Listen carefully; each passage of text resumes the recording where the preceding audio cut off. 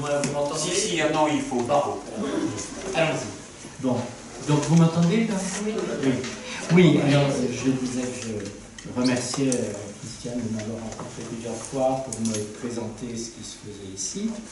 Et ce débat d'aujourd'hui a été conçu pour couronner, si on a le droit d'employer ce terme à propos de la Révolution, le cycle intitulé « Libératrice, la philosophie ».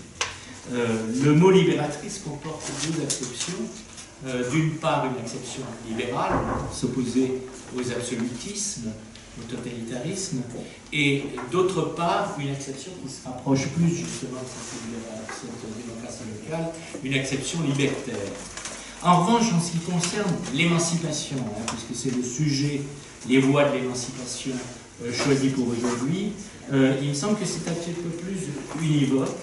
Il s'agit au départ d'affranchir l'esclave, et vous savez que les révolutionnaires portaient le bonnet phrygien, qui est toujours d'ailleurs porté par les bustes de Marianne, enfin peut-être pas dans tous les cas, il y a des cas où il est couronné de laurier, mais ce bonnet phrygien, emblème des révolutionnaires de 1793, c'est l'idée qu'on échappe à l'esclavage imposé au sujet de la monarchie. Alors, je voulais aussi remercier Christiane et TV de m'avoir communiqué un article synthétique de Jean-Claude Forquin intitulé « La pédagogie, la culture et la raison » et qui est un hommage posthume à un auteur de haut niveau, Ernest Gellner, anthropologue, sociologue et philosophe d'origine tchèque, qui a enseigné à la London School of Economics et qui se réfère à propos de l'éducation et de l'émancipation éducative au rationalisme cartésien.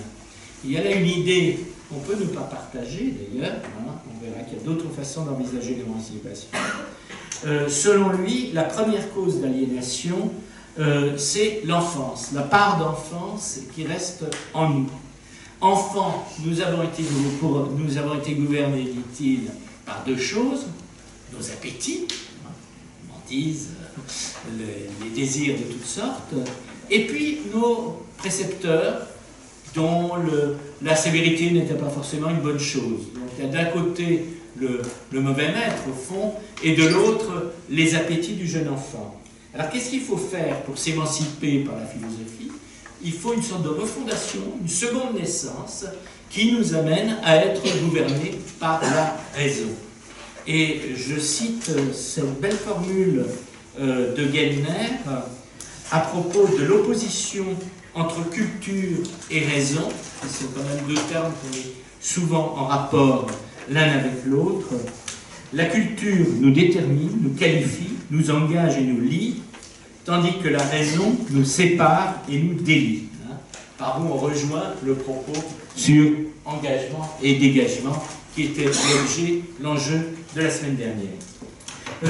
Il est temps évidemment de présenter les deux universitaires qui vont dialoguer sur ce paradoxe de l'éducation, de l'émancipation par la discipline éducative.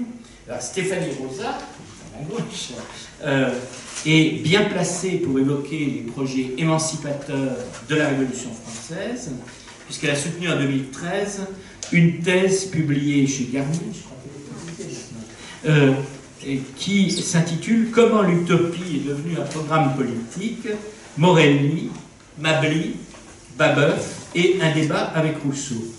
Alors Morelli et Mably ont une chose en commun, c'est qu'ils n'ont pas vu la Révolution. Ils sont morts avant le début de la Révolution française, ce qui n'est pas le cas de Babeuf, lequel est mort aussi, mais guillotiné en 1797. Entre parenthèses, pas dans les charrettes de la terreur, mais après, sous le Directoire. Morelli a écrit un ouvrage intitulé « Le Code de la nature », publié en 1755, c'est-à-dire à l'année où paraît le discours sur l'inégalité de Rousseau, pour situer un peu les choses, et il y prône la communauté de biens et une éducation assurée par l'État. Son principal ouvrage, Le Code de la nature, se réfère à ce que j'appelais la tendance libérale, puisqu'il se veut une réponse communiste, ou du moins communautaire, à l'esprit des lois. Il met en sous-titre « Le véritable esprit des lois ». Quant à l'abbé de Mably, il est mort lui aussi avant la Révolution. Il prône lui aussi la communauté de biens et veut abolir les inégalités. Pour la petite histoire, enfin, vous me confirmerez si c'est bien le cas, il est frère de celui dont, à Lyon, Rousseau a été le précepteur en 1740-1741, bien avant d'écrire les Mines, bien entendu. Oui, c'est le frère de Condillac, merci. Quant à Babeuf, il est beaucoup plus connu par la Société des Égaux, qu'on a accusé de conspiration. Il a fondé, et ça nous intéresse directement, un journal de la liberté en 1794 et le Tribun du peuple en 1795. Un détail, il ne s'appelait pas Gracchus Babeuf, mais François-Noël Babeuf, et il s'est appelé Gracchus à cause de l'expérience des Gracques, des frères Gracques et de la réforme agraire dans la Rome des années 130, 133, 130, avant notre ère. Il est, je vous l'ai dit, guillotiné en mai 1797. Alors, ce qui m'intéresse du point de vue littéraire, un peu littéraire qui est le mien, c'est que le passage du roman, sont des gens qui admirent Rousseau et Morelli sont romanciers, à l'utopie, marque le passage de la fiction à la réalité. Et on pourrait en discuter, il n'y a peut-être pas d'émancipation sans imagination créatrice. Enfin, c'est une hypothèse. Alors, je veux aussi parler de ma voisine de droite.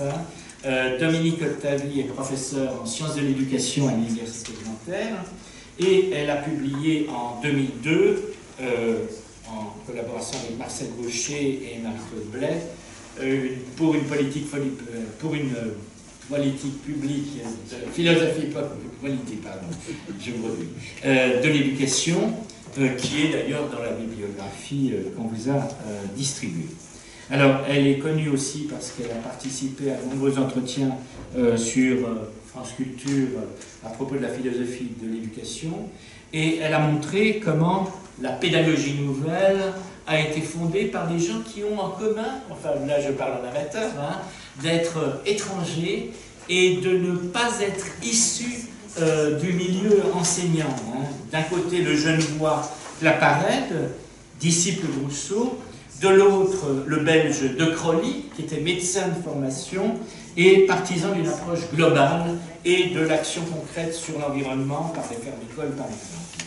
Alors, il semble que deux tendances se dessinent. D'un côté, la poursuite d'un enseignement intellectuel inspiré des Lumières, dont le représentant est Condorcet, et de l'autre, le développement d'un enseignement inspiré par l'action concrète et l'étude de l'évolution, des différents stades de l'évolution de l'enfant, un peu avant Piaget.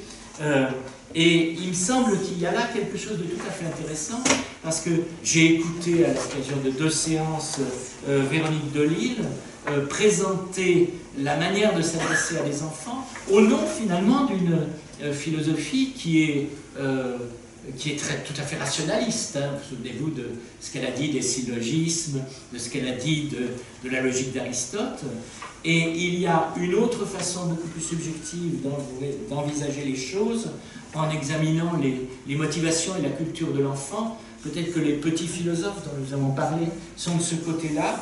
Je ne serais pas tout à fait complet si je ne mentionnais pas, évidemment, Célestin Freinet, qui est le fondateur de l'école émancipée, qui entre parfaitement donc dans notre projet.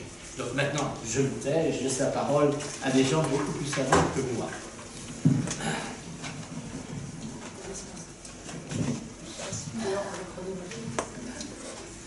Bonsoir à tous. Je vais essayer de tenir mon temps. Je suis partie de la question qui était le titre général du cycle, libératrice, la philosophie, puisque s'il y a bien une philosophie qui est censée être libératrice, qui a été considérée unanimement comme libératrice, c'est la philosophie des Lumières. Elle est censée, en tout cas au XVIIIe siècle, de manière unanime, elle est présentée comme ayant déclenché la Révolution française, comme étant la première responsable, et je dis unanimement, c'est-à-dire à la fois par les détracteurs de la Révolution française et par ses partisans. Tout le monde au XVIIIe siècle, au moment du déclenchement de la Révolution et pendant un certain temps encore après, tout le monde, pour ou contre la Révolution, s'accorde sur le fait que c'est bien la philosophie des Lumières qui a déclenché le processus révolutionnaire, que c'est la Déclaration des droits de l'homme et du citoyen d'août 1789 et en quelque sorte le précipité, la synthèse de la philosophie politique des Lumières.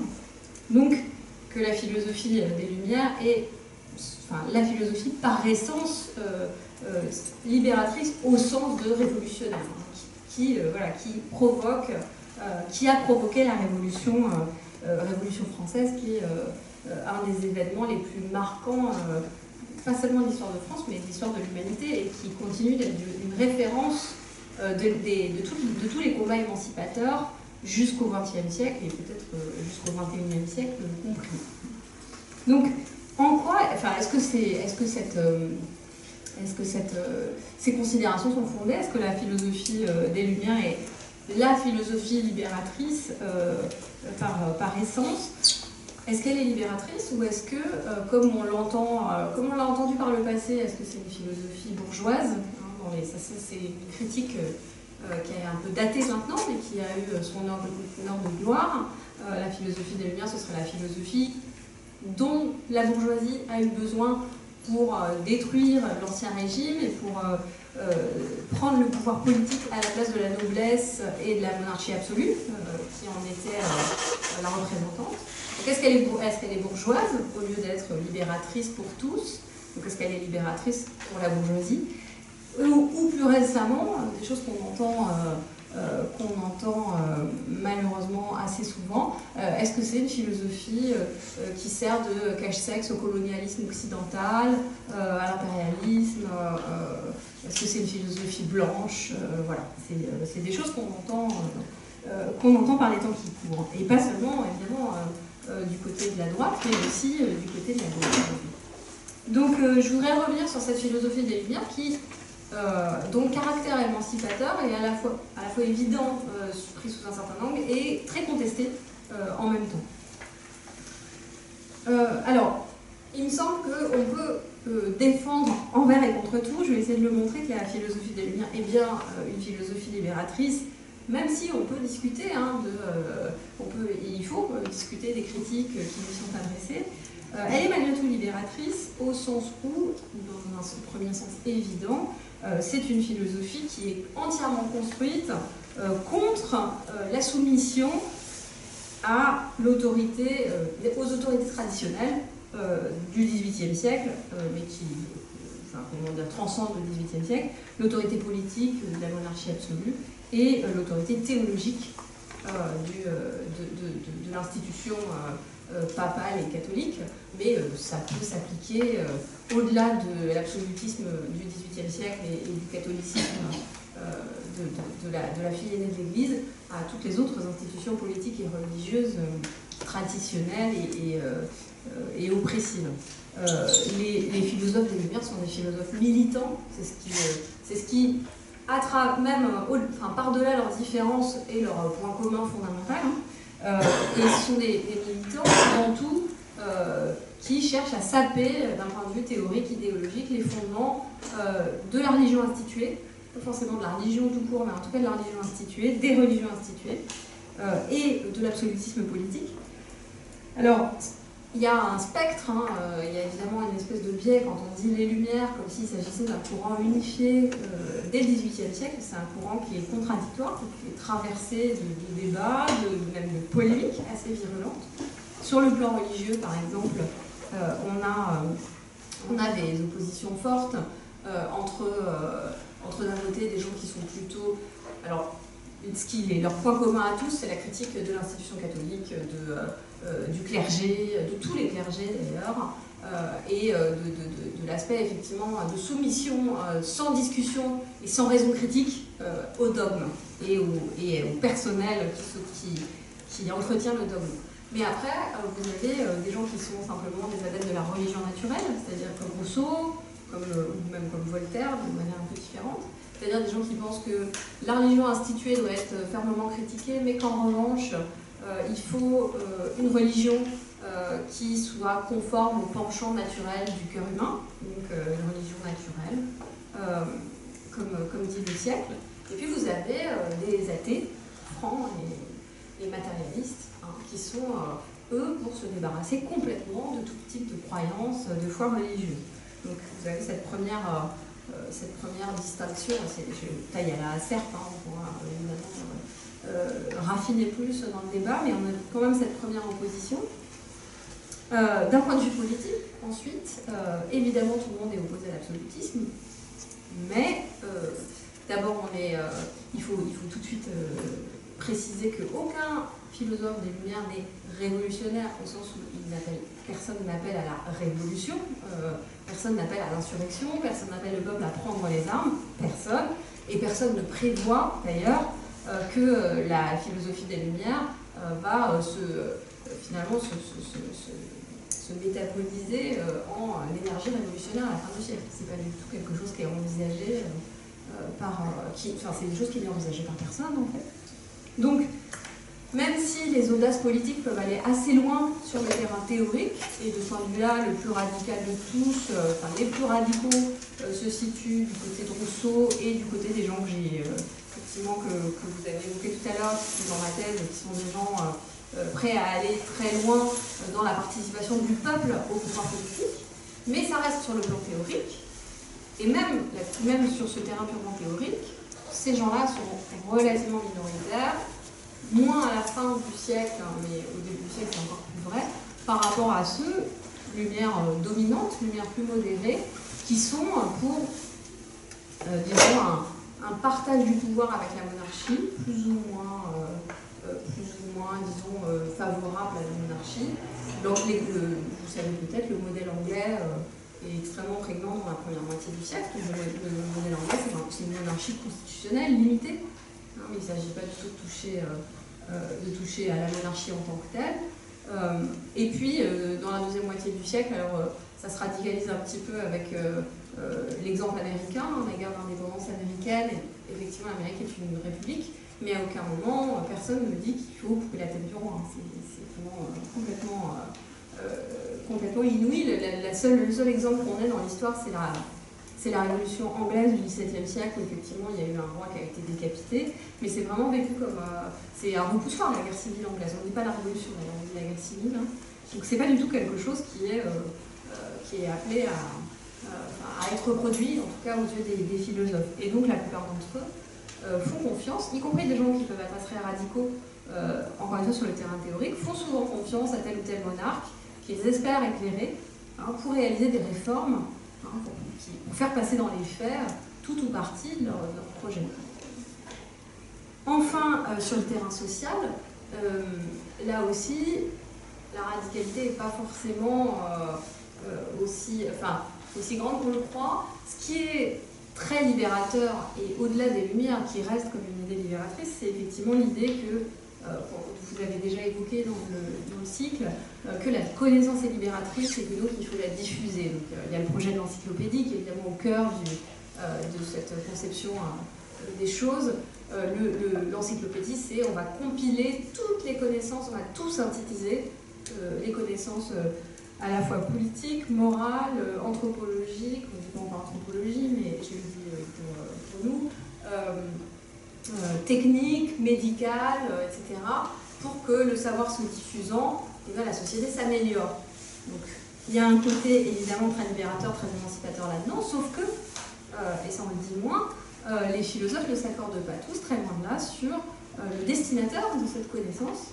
Et il y a quand même un nombre non négligeable de philosophes des Lumières qui pensent que le peuple ne doit pas être éduqué, ou en tout cas pas à la même hauteur que l'élite. Et ça, c'est quelque chose qui va durer très longtemps. Au moment de la Révolution française, il y a des très vifs débats autour de l'éducation et de qui il faut éduquer et comment. Et l'idée qu'il faut une éducation nationale avec où tout le monde, pour reprendre les termes de Le Pelletier de Saint-Fargeau, soit jeté dans le moule républicain pour tous les enfants. Hein, il faut vraiment attendre. Alors il y a Babeuf, dès le début de la Révolution, qui prône cette solution-là, mais c'est loin d'être partagé par tout le monde. Au moment de la terreur, on a des projets de cet ordre, et ensuite ça recule. Hein. Donc l'éducation, enfin voilà, vous savez que ça a vraiment pris du temps avant qu'on estime que l'éducation devait être la même pour tous, et que tout le monde devait au moins avoir les moyens sans forcément actualiser cette potentialité chez tout le monde, mais avoir les moyens d'aller jusqu'aux études supérieures, jusqu'à l'université, etc.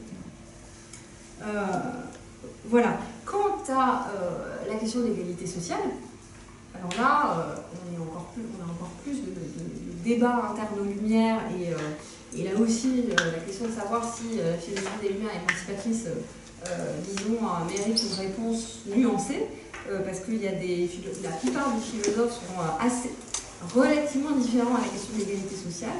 Hein, ils se contentent, comme Montesquieu, de 2 pages sur, en gros, la nécessité de faire la charité aux plus pauvres. Et puis voilà. Vous avez en plus, dans les Lumières, un fort courant, qu'on n'appelle pas encore libéral, mais qui prône la libéralisation des prix et du marché, avec l'idée que la libéralisation des prix et du marché apportera d'elle-même une amélioration générale de la prospérité, et donc qu'elle profitera in fine à tout le monde. Sauf que bien peu parmi ces philosophes des Lumières s'intéressent directement au sort des plus pauvres et de ceux qui vont éventuellement faire les frais de cette libéralisation. Et un exemple particulièrement illustratif de ces tensions internes aux Lumières, c'est intervenu pendant la guerre des Farines de 1775. Vous avez un ministre éclairé qui s'appelle Turgot, qui est au pouvoir en 1774. Donc les Lumières modérées sont très contentes d'avoir leurs représentants au gouvernement de la monarchie. Turgot libéralise les prix. Ça s'accompagne d'une mauvaise récolte, plus des phénomènes spéculatifs. Les marchands gardent pour eux le grain pour faire monter les prix. Et donc ça se termine en émeute de la faim partout sur le territoire. Et ce qui est intéressant, du coup le gouvernement est obligé de revenir à la situation antérieure de réglementation des prix des farines. Et ce qui est intéressant, c'est que dans le camp des Lumières, il y a un vif débat entre ceux qui disent que le peuple ne comprend rien et qu'il aurait suffi d'attendre un peu pour que l'offre et la demande s'équilibrent et que les prix deviennent les justes prix, enfin voilà, et que permettent à tous l'accès aux farines, et ceux qui tournent en dérision cette conception des choses, comme Diderot, qui écrit contre l'abbé de Galiani une espèce de pamphlet assez mordant, et puis l'abbé de Mably, que j'ai étudié, et qui est sur cette même ligne très critique contre les expériences libérales, avant la lettre. Donc, si la philosophie des Lumières est libératrice, il faut quand même apporter cette nuance que dans ce XVIIIe siècle, qui est assez contrasté, où les débats sont nombreux, il y a un courant de Lumière modéré qui est révolutionnaire dans un certain sens et sur un certain nombre de terrains, mais qui s'arrête quand même assez vite sur la ligne, disons, de la liberté et de l'égalité. Et puis vous avez un courant plus minoritaire de Lumière plus radical, dont en quelque sorte le leitmotiv est qu'il faut poursuivre, prolonger les idées de droit naturel, de liberté, d'égalité, de fraternité. Et c'est exactement ce qui va se passer sous la Révolution française. Ces débats-là, ils vont se prolonger évidemment dans des conditions complètement renouvelées et inouïes, dans des circonstances très très particulières. Mais finalement, on va retrouver exactement la même dichotomie, en quelque sorte, entre des gens modérés, qui par exemple, c'est la première assemblée constituante, à partir de l'été 89, qui proclame les droits de l'homme et du citoyen, mais qui ne voit pas du tout de contradiction à les proclamer et en même temps à laisser l'esclavage aux colonies, à refuser le droit de vote aux femmes, à refuser le droit de vote aux pauvres, et à n'instaurer qu'un suffrage censitaire. Donc vous avez cette majorité-là, et puis une minorité qui estime que, au fond, si on proclame les droits de l'homme, eh bien, il faut être cohérent en fait, avec cette proclamation et donc étendre les droits de l'homme à tous.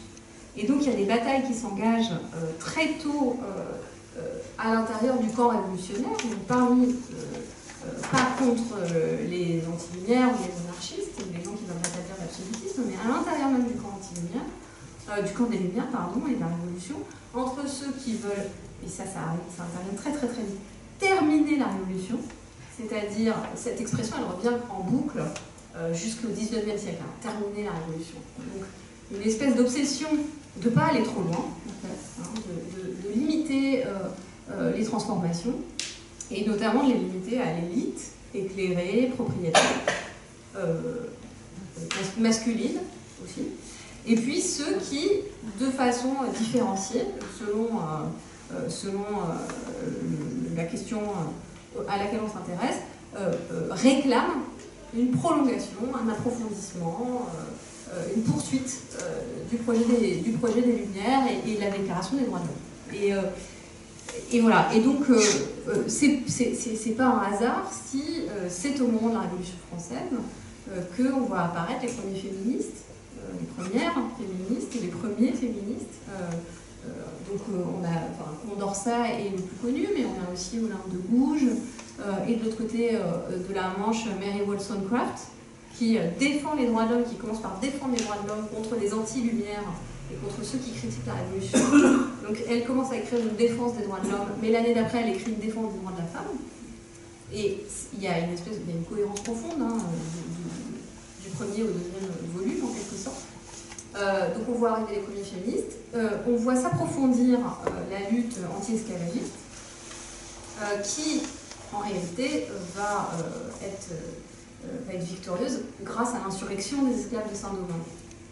Et cette histoire de l'insurrection des esclaves de Saint-Domingue, elle est très intéressante pour le sujet qui nous occupe, parce que la philosophie des Lumières est-elle libératrice? Dans un premier temps, on a proclamé les droits de l'homme, mais les droits de l'homme ne valaient pas pour les Noirs des colonies.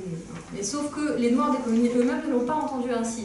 C'est-à-dire que quand ils ont eu vent des nouvelles de France et quand ils ont eu vent de la Déclaration des droits de l'homme, ça a réveillé leur conscience, ça a provoqué une ébullition politique qui a débouché sur une insurrection. Et ça, c'est quelque chose qui me paraît extrêmement important pour répondre à la question qui nous occupe. Parce que les gens qui aujourd'hui disent que la philosophie des Lumières est une philosophie blanche, occidentale, et, comme ceux d'ailleurs hier qui disaient que la philosophie des Lumières était bourgeoise, ont à la fois raison et complètement tort. Ils ont raison au sens où, bien sûr que c'est des bourgeois qui ont formulé la philosophie des Lumières à une écrasante majorité d'entre eux, pour une écrasante majorité d'entre eux, et bien sûr que c'est une philosophie qui non seulement a été formulée par des blancs, mais qui a été formulée par des gens qui n'avaient pas tous, de très très loin, l'intention de l'étendre et d'étendre les principes aux Noirs, aux esclaves, etc. C'est vrai. Mais ce qui est non moins vrai, et qui est d'une certaine manière, me semble-t-il, encore plus décisif, c'est que c'est cette philosophie qui a rendu possible les luttes émancipatrices des Noirs, des femmes, des pauvres, etc. C'est le fait d'avoir proclamé les droits de l'homme, ça a ouvert la possibilité de ces luttes émancipatrices, et sans la philosophie, enfin, on ne va pas faire de la politique fiction ni de l'histoire fiction, mais enfin, c'est quand même cette philosophie des Lumières-là et cette déclaration des droits de l'homme-là qui ont déclenché tous ces mouvements-là. Et évidemment, ce n'est pas un hasard. Donc, d'une certaine manière, on peut dire que certaines Lumières ou certains philosophes des Lumières ont été émancipateurs malgré eux, peut-être, on peut dire ça, mais ils l'ont été quand même. Ils l'ont été au-delà, bien au-delà de ce que les uns et les autres espéraient, voulaient, projetaient, etc. Donc elles ont été, de fait, ces Lumières et cette Révolution française, par certains aspects, comment dire, timorées, en tout cas dans ces premiers moments, elles ont été émancipatrices au sens où elles ont rendu possible une réflexion et une action émancipatrice de la part de ceux qui subissaient toute forme d'oppression. Et donc j'ai parlé des femmes, j'ai parlé des Noirs et des esclaves des colonies, on peut parler aussi du peuple, enfin des pauvres. Dès le début, dès la première assemblée constituante, il y a des gens qui s'élèvent contre le suffrage censitaire au nom de la Déclaration des droits de l'homme. Le plus célèbre d'entre eux, c'est Robespierre, qui va, pendant toute sa première mandature, batailler pour l'élargissement du droit de vote. Il va perdre la bataille. Et le suffrage universel sera instauré qu'après 1792, après l'insurrection populaire du 10 août 92 qui renverse le roi. Mais donc, on demande le droit de vote, la gauche révolutionnaire demande le droit de vote, l'élargissement du droit de vote aux plus pauvres, et puis petit à petit, Babeuf la réclame aussi, mais il n'est pas député, et puis petit à petit, on va faire grossir les revendications des droits du peuple. on va passer de revendications politiques, strictement politiques, il faut le droit de vote, à des revendications sociales et économiques. Et même si l'expression ne se trouve pas à l'époque, on a commencé à parler de droit au travail. En tout cas, estimer, on ne dit pas droit au travail, mais on dit la société, elle doit à chacun la subsistance, et pour tous ceux qui sont en état de travailler, elle doit fournir un travail pour qu'ils puissent subsister. Mais elle doit aussi, et c'est dans la déclaration de 1793, donc la deuxième constitution de la Révolution, la plus radicale, l'idée que donc, la société, elle doit fournir un travail à ceux qui le peuvent, et elle doit la subsistance à ceux qui ne peuvent plus travailler. C'est un droit à la subsistance qui ouvre des droits potentiellement, une assistance publique ou une sécurité sociale. Enfin voilà, on peut y mettre des mots ultérieurs en faisant attention à ne pas faire d'anachronisme, mais l'idée c'est quand même de garantir à chacun les droits élémentaires, et parmi ces droits élémentaires, il n'y a pas seulement les droits politiques, bientôt émerge le droit à la subsistance, et donc au moyen de la subsistance, notamment le travail. Donc, ça c'est pareil, c'est quelque chose qui effraie toute une partie des représentants des assemblées révolutionnaires. C'est quand les Jacobins, Robespierre, Saint-Just, décident de s'allier avec le peuple et donc de reprendre ces revendications, qu'ils arrivent à l'emporter à la Convention. La période de la Terreur, elle est connue à juste titre comme une période de répression politique, mais elle est aussi une période d'alliance en fait, de la direction révolutionnaire avec le peuple sans culotte, plébéien, etc., avec des lois sociales qui sont des mesures sociales de réquisition des grains, de maximum des prix, de redistribution des biens des aristocrates ayant émigré, etc. Et une fois après la chute de Robespierre, on a un retour en arrière, on rétablit le suffrage censitaire, on annule toutes ces lois sociales, etc. Et donc, à partir de la Révolution, la Révolution en quelque sorte arrête, avec la chute de Robespierre, la radicalisation est stoppée, puis reflue, on revient à un régime plus modéré sur le plan à la fois moins démocratique et plus modéré sur le terrain social et économique. Et puis il va y avoir l'Empire, et puis il y a l'histoire des 2 siècles qui suivent. Mais il me semble que l'héritage de ces gens qui cherchent à étendre les droits de l'homme à tous ceux qui ne sont pas concernés en tout cas n'étaient pas concernés dans l'esprit des gens de 1789, les femmes, les colonisés, les pauvres, qui sont dans une perspective d'extension toujours plus grande de ces droits à toujours plus d'individus. Au fond, ce mouvement-là, c'est la gauche.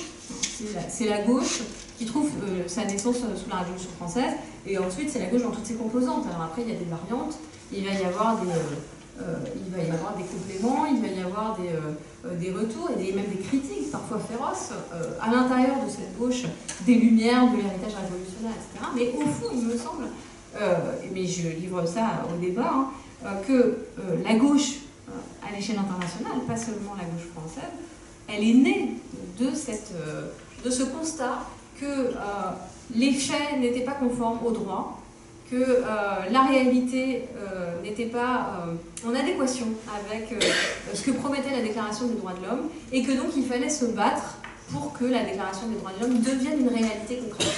Et en ce sens, encore une fois, il me semble que malgré tout ce qu'on peut dire, la philosophie des Lumières et de la Révolution française reste, jusqu'à aujourd'hui y compris, une philosophie émancipatrice.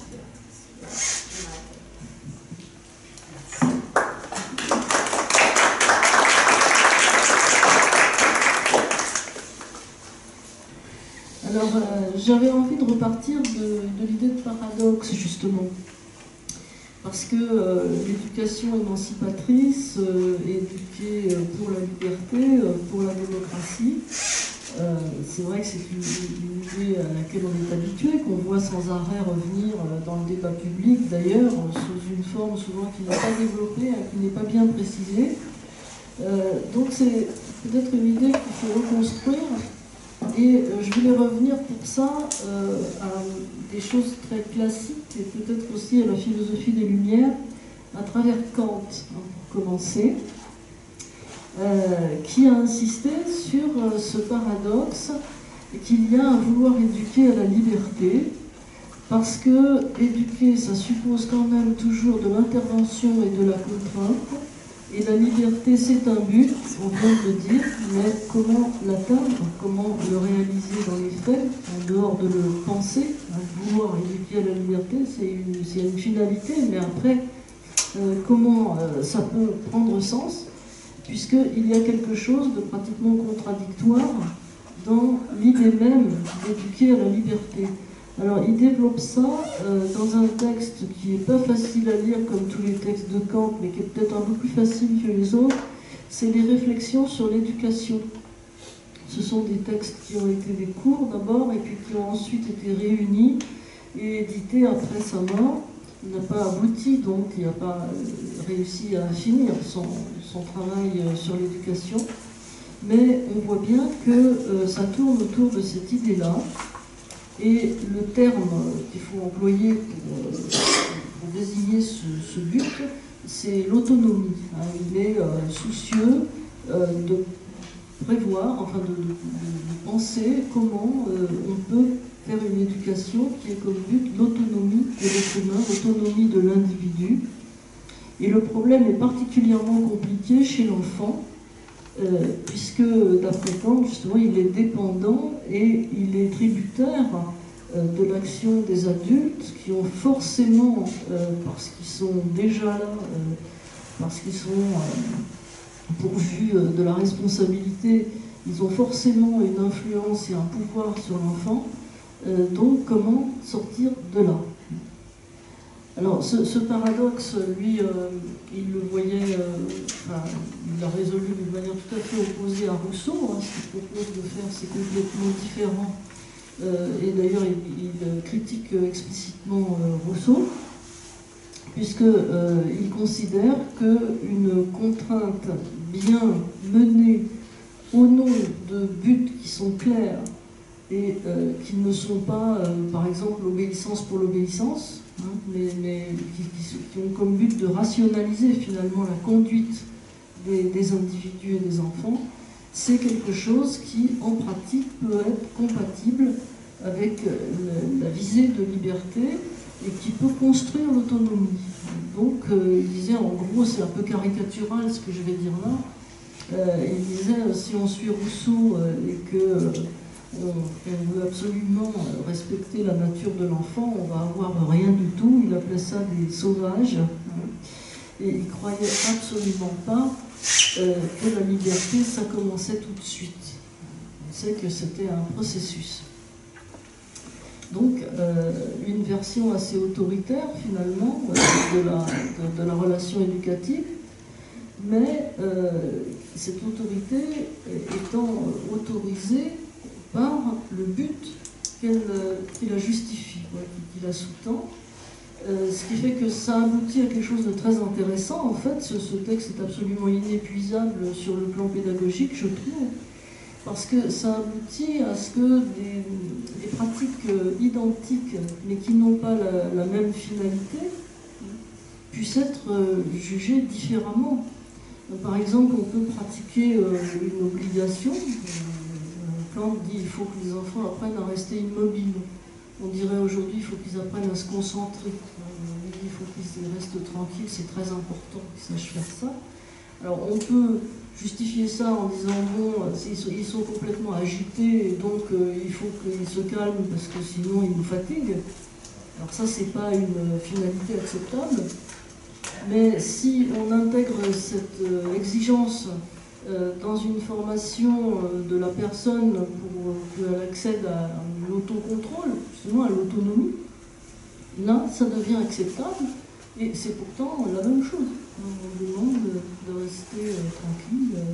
Voilà. Alors donc il y a de la raison, là, il s'agit bien d'éduquer selon la raison, on est bien toujours dans la philosophie des Lumières, mais avec ce débat sous-jacent et qui finalement a marqué toute l'histoire de l'éducation, je trouve cette opposition qui est souvent implicite, mais là elle est explicite, entre des idées rousseauistes et puis, enfin, une classification grossière, hein, enfin, des idées plutôt rousseauistes, qui auraient tendance à s'appuyer sur la nature de l'enfant, et cette idée kantienne que la raison est une conquête, plutôt c'est un résultat, c'est pas quelque chose qui peut être donné d'emblée, ça demande un effort, ça demande un cheminement, et aussi des moyens contraignants pour assurer la transmission et l'instruction, l'éducation, enfin, plusieurs aspects de la chose, de l'enfant.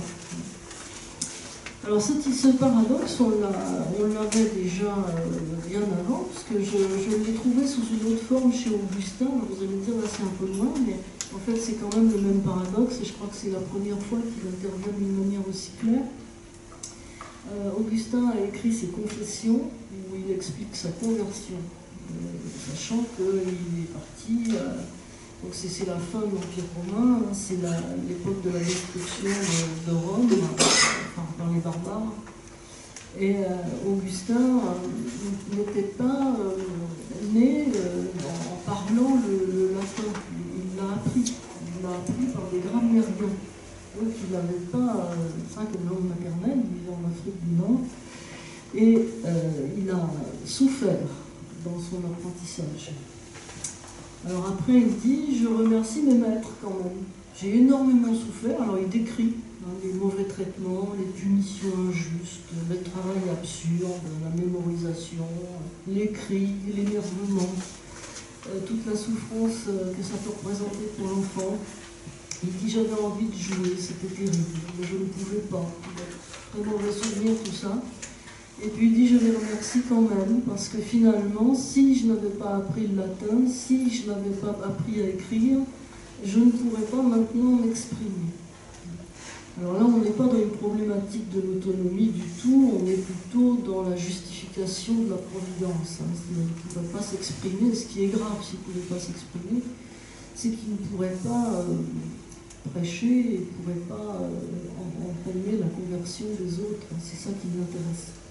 Donc on n'est pas dans une problématique d'émancipation, on est dans un raisonnement théologique extrêmement subtil quand même, qui va néanmoins aller très loin dans la réflexion pédagogique. C'est tout un livre qui est consacré à ça dans les Confessions d'Augustin, pour expliquer aussi à sa manière et dans un contexte complètement différent que l'éducation finalement à la liberté, ça passe par la contrainte, et ce qui justifie la contrainte, c'est justement la liberté, sinon la contrainte elle-même, pour elle-même, ne se justifie pas. On ne va pas tout mélanger, mais enfin il y a quand même une convergence là, de la logique de cette pensée avec ce qu'on trouve chez Kant, dont j'ignore s'il l'avait lu, et à la limite peut-être pas, mais c'est quelque chose qui... nous demandait à être élaboré d'une manière très rigoureuse, parce que sinon, ce qui prévaut en fait dans les faits, dans l'histoire, c'est que les enfants, jusqu'à ce qu'on commence à réfléchir comme ça pédagogiquement, les enfants étaient sous la tutelle des adultes, on n'en parlait pas, c'est quelque chose qui allait de soi. Il y avait une transmission par les moyens qu'on jugeait bons, mais qui n'était pas toujours, enfin personne n'en discutait, en gros. Et selon les milieux, selon l'état auquel on était destiné, dans des sociétés où il n'y avait pas beaucoup de mobilité, comme on espère maintenant, eh bien, ce n'était pas un sujet de savoir si une autorité, une contrainte était justifiée. De toute façon, le but, c'était de s'intégrer dans la société sous une forme qui était prédéterminée, et la question de la liberté ne se posait pas tellement. Donc, voilà, il faut apprécier les choses en juste valeur. Par exemple, ce que dit Kant, ça peut paraître un peu banal peut-être, mais ça ne l'est pas tant que ça si on le replace dans son contexte historique. Alors, ensuite, on a une déclinaison évidemment de ce paradoxe, parce que tel qu'il est formulé là, je crois qu'on n'en sort pas. Je pense que c'est une idée qu'il faut garder à l'esprit. C'est là peut-être le sens de l'idée d'une philosophie pérenne, hein, l'idée qu'il y a une philosophie qui n'est pas complètement résorbable dans l'histoire, parce qu'on a une espèce de noyau là, de réflexion sur l'autonomie, sur la place de la contrainte, sur la relation d'autorité, que je trouve relativement indépassable. Hein, le débat que suscite Kant, on peut l'avoir aujourd'hui tout à fait de la même manière. C'est une espèce de défi hein, qu'il a lancé en disant voilà, avec ça vous avez une sorte de boussole, vous avez une espèce d'outil qui vous permet de savoir si l'autorité est légitime ou pas, si on agit dans l'intérêt de la liberté ou pas. Et cette idée, elle doit fonctionner, elle doit être sans cesse repensée finalement dans des contextes différents selon les situations que l'on trouve. Alors, petite parenthèse, mais je n'en dis pas plus sur ce sujet, il y avait une chose qui séparait aussi Kant de Rousseau, c'est que Kant pensait éducation scolaire, Rousseau, non. Il était contre l'école, il n'arrête pas de le dire, et on l'oublie tout le temps. Et c'est très important, parce que, après, bon, il peut se permettre de dire des choses sur la nature de l'enfant qu'en collectif, comme dit Kant, on ne peut pas du tout imaginer d'appliquer. Bon, c'est juste une parenthèse pour rappeler une chose importante, et souvent oubliée. Alors, finalement, après, cette idée, elle se décline, c'est-à-dire que comment on ne peut pas en sortir. Ce qui est intéressant, c'est d'essayer de penser par quelle voie ce problème chemine finalement dans le concret de l'histoire. Comment ce défi d'éducation à la liberté, il arrive à se concrétiser. Et justement, il y a une époque importante pour ça. Alors, on passe sur tout ce qui vient d'être dit sur le XVIIIe siècle, mais il y a évidemment une époque qui est très importante, c'est la Troisième République. En tout cas, dans la première partie de la Troisième République, la bonne partie, parce que la fin, c'est moins glorieux. Et la partie où on a instauré l'école obligatoire, qui a abouti aux lois de 1880, 82, 83, et puis même 87, on a créé l'école maternelle, donc avec cette idée de système un peu complet d'éducation publique organisée par l'État. Alors dans l'esprit des républicains de cette époque, par exemple de Ferdinand Buisson, de Jules Ferry, mais Ferdinand Buisson est très intéressant parce qu'il a une pensée propre qui est différente de celle de Ferry d'ailleurs. Donc chez les républicains, on trouve vraiment l'idée que, pour reprendre la formule de tout à l'heure, employée par Madame Rosa, il faut terminer la Révolution. Et il y a des textes très explicites de Buisson là-dessus, datés de 1889. On dit voilà, on est en 1889, et maintenant on peut dire qu'on finit ce qui s'est passé en 1789, sur le plan de l'éducation. Alors il avait un peu raison. C'est vrai que les foisonnements auxquels nous méfions tout à l'heure, les foisonnements d'idées des Lumières qui ont fermenté pendant les événements révolutionnaires, ce foisonnement a été mis complètement au placard par la suite à cause de l'Empire, où le Premier Empire, Napoléon avait ses propres priorités, ses idées sur l'éducation. Ensuite les restaurations, et puis le Second Empire, qui a fait plus d'ailleurs que ça. Enfin, disons qu'il y avait comme une éclipse, et autour de cette éclipse, il s'est construit finalement un récit. Je dis ça au sens de grand récit, comme disait Jean-François Lyotard. Il se construit un grand récit qui n'est pas faux d'ailleurs, c'est pas ce que je veux dire, mais qui est un système un peu de communication et d'argumentation qui a été mis au point sous la Troisième République pour justifier le projet d'éducation publique. Alors, dans ce grand récit, il y a beaucoup d'idées d'ailleurs qui sont tout à fait intéressantes. Alors, il s'agit de faire d'abord une éducation libérale. Alors, qu'est-ce que ça voulait dire à l'époque, libérale, chez Buisson? Ça veut dire on ne va pas se contenter de faire de l'éducation professionnelle. On ne va pas se contenter de transmettre des choses qui sont utilitaires, qui sont techniques, qui sont spécialisées.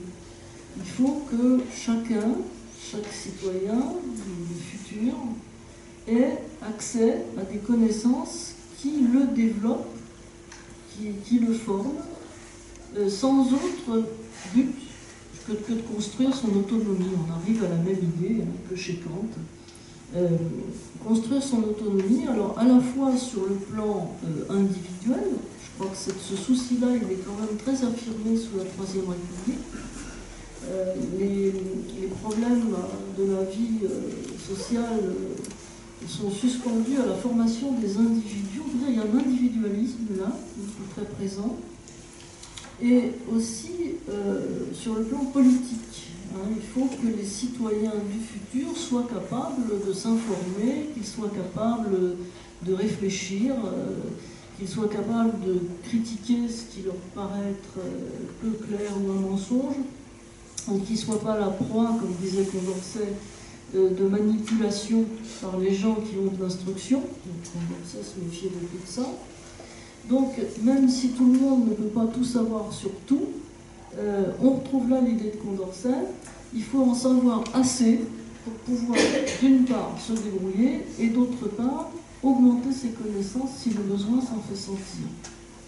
Donc, il y a tout un volet comme ça, instruction, qui est justifié d'une manière très précise et très philosophique dans ce que j'appelle le récit républicain. Mais il y a aussi un aspect éducation. Ça, les deux choses étaient liées d'ailleurs dans les débats révolutionnaires, les débats de la philosophie des Lumières. L'éducation n'est pas l'instruction. L'instruction, c'est l'héritage des connaissances qu'on peut avoir, en particulier des sciences, c'est les résultats de la raison qui doivent être transmis par l'instruction. Mais l'éducation, c'est quelque chose qui relève de la formation du comportement, du caractère, si on préfère, de la personnalité. Il y a toutes sortes de mots qui peuvent décrire ça. Il s'agit de créer des dispositions à agir d'une certaine manière, comme par exemple des dispositions à participer à la politique, des dispositions à tenir compte du point de vue de l'intérêt général. Ce sont des choses qui se travaillent, ça, et qui ne résultent pas uniquement de l'instruction. On peut être hyper fort en maths, complètement, comment dire, un petit peu empêché sur le plan politique, de même qu'on peut être très fort dans un autre domaine, et puis avoir des lacunes formidables sur le plan du comportement social. Bon, voilà. Donc c'est ce qui permet de s'orienter dans ces fameuses notions d'éducation et d'instruction qui sont très très bien distinguées du temps de la Troisième République. Alors, donc, ce que j'appelle un grand récit, c'est donc ça, c'est des arguments tout à fait rationnels, ils sont complètement passionnants. Et puis il y a aussi un aspect un petit peu plus idéologique, c'est-à-dire que tout ça est dirigé contre l'autoritarisme en pédagogie et en éducation. Et alors là, il y a une espèce de bête noire, de personnage sulfureux qui est à l'arrière-plan, c'est le jésuite. Voilà, la haine des jésuites transparaît dans toute cette littérature républicaine, avec un petit peu d'excès. C'est pour ça qu'on peut appeler ça un grand récit, parce que c'est un petit peu arrangé pour les besoins de la cause. Mais alors ça ne se voit pas facilement, hein. Par exemple dans les textes de Buisson ou dans les textes pédagogiques de l'époque, il faut être un petit peu fin parce qu'ils ont des arguments tout à fait historiques et pointus pour critiquer les jésuites. Et en même temps, ils rendent hommage parfois aussi à cette pédagogie qui a su avoir une grande efficacité. Mais quand même, le truc qui symbolise l'opposition jésuite, c'est les châtiments corporels. C'est l'horreur. Il y a des textes là-dessus dans le dictionnaire de pédagogie qu'avait fait Ferdinand Buisson. On a là une description de pédagogie noire avec le fouet. Il y a un article qui s'appelle l'orbilianisme. C'est un mot, c'est un nom, ça. Et l'orbilianisme, c'est l'usage du fouet pour faire obéir les élèves. Et le mot en question vient de Orbilius, qui était le précepteur du poète Horace, qui n'est connu que comme ça, parce que Horace l'a cité comme un auteur de pédagogie noire qui utilisait le fouet. Alors je ne sais pas s'il le remercie, je n'ai pas vérifié, mais enfin je ne crois pas. Alors, donc il y a dans ce récit une espèce de symbole du mal, c'est toutes les pédagogies comme ça, chrétiennes, mais qui sont tombées dans l'excès et qui ont brisé les personnalités, c'est ça l'argument, qui ont finalement été très efficaces sur certains points, mais en sacrifiant l'éducation, du coup, au sens de construction d'autonomie. Alors, on a donc quelque chose d'assez complexe dans cette pédagogie républicaine. C'est pour ça qu'on avait écrit d'ailleurs en partie la philosophie de l'éducation, le livre sur la philosophie de l'éducation avec Gauchès, parce qu'on avait envie de rendre un petit peu hommage à la pensée de ces gens qui ne sont pas considérés souvent comme des philosophes dignes d'attention, par exemple Buisson, et en réalité qui le sont quand même. De même que Ferry est quelqu'un d'absolument passionnant, franchement, Jules Ferry. Et ils ont une cohérence et des arguments comme ça qui sont extrêmement intéressants à suivre. Alors pour résumer, on a un intérêt pour l'individu, pour son émancipation, pour son autonomie, à la fois personnelle mais aussi politique. Pour ça, on a besoin d'une éducation qui soit plus que de l'instruction, même si l'instruction est très importante. C'est pour ça qu'ils avaient mis dans les programmes l'instruction civique en premier d'ailleurs, parce qu'il y avait cette idée qu'elle coiffait un peu tout le reste et qu'elle justifiait tout le reste. Donc le souci du citoyen, et il y a aussi l'enfant, parce que la construction de l'individu autonome, ça commence tout de suite. Donc, comment on s'y prend? Alors, ils reprennent là beaucoup d'idées kantiennes compatibles avec le kantisme. Il faut que l'enfant soit encadré, il faut une discipline, il faut une organisation de l'école qui soit rigoureuse, etc. Mais tout ça ne se justifie que si c'est dans l'intérêt de l'enfant, si c'est dans le respect de sa personnalité et de sa nature. Et il y a déjà une réflexion sur le développement, même si elle n'est pas à l'époque nourrie par de la science. Il y a une réflexion sur le développement de l'enfant qui doit être soutenue. Alors, il faut dire que dans le contexte, c'était assez justifié. Ces républicains prennent en compte que les enfants sont souvent dans un état sanitaire pas terrible, qui sont parfois mal nourris, dans la pauvreté. Donc il s'agit quelque part de les épanouir, de leur fournir un lieu d'abord hygiénique, organisé, qui va trancher avec leur vie quotidienne et où on va prendre en considération leurs besoins. C'est quand même assez nouveau aussi. Mais tout ça est en même temps pas encore appuyé sur des connaissances comme celle de la psychologie de l'enfant. Et quand ces connaissances vont intervenir, puisqu'elles se forment tout doucement pendant la même période, en fait, on découvre que les enfants peuvent être étudiés scientifiquement par l'observation, qu'on peut même imaginer des expérimentations au niveau pédagogique. On s'interroge sur les capacités intellectuelles, sur l'apprentissage du langage, par exemple. Et tout ça apparaît d'une manière progressive, mais simultanée, avec l'éducation scolaire républicaine qui se met en place. Et curieusement, là je ne vais pas trop développer, mais je vais quand même insister sur l'idée générale. Curieusement, à partir du moment où on va voir apparaître cette connaissance fine de la nature de l'enfant, qui se traduit par exemple par la psychologie de l'enfant, eh bien on va avoir un curieux renversement.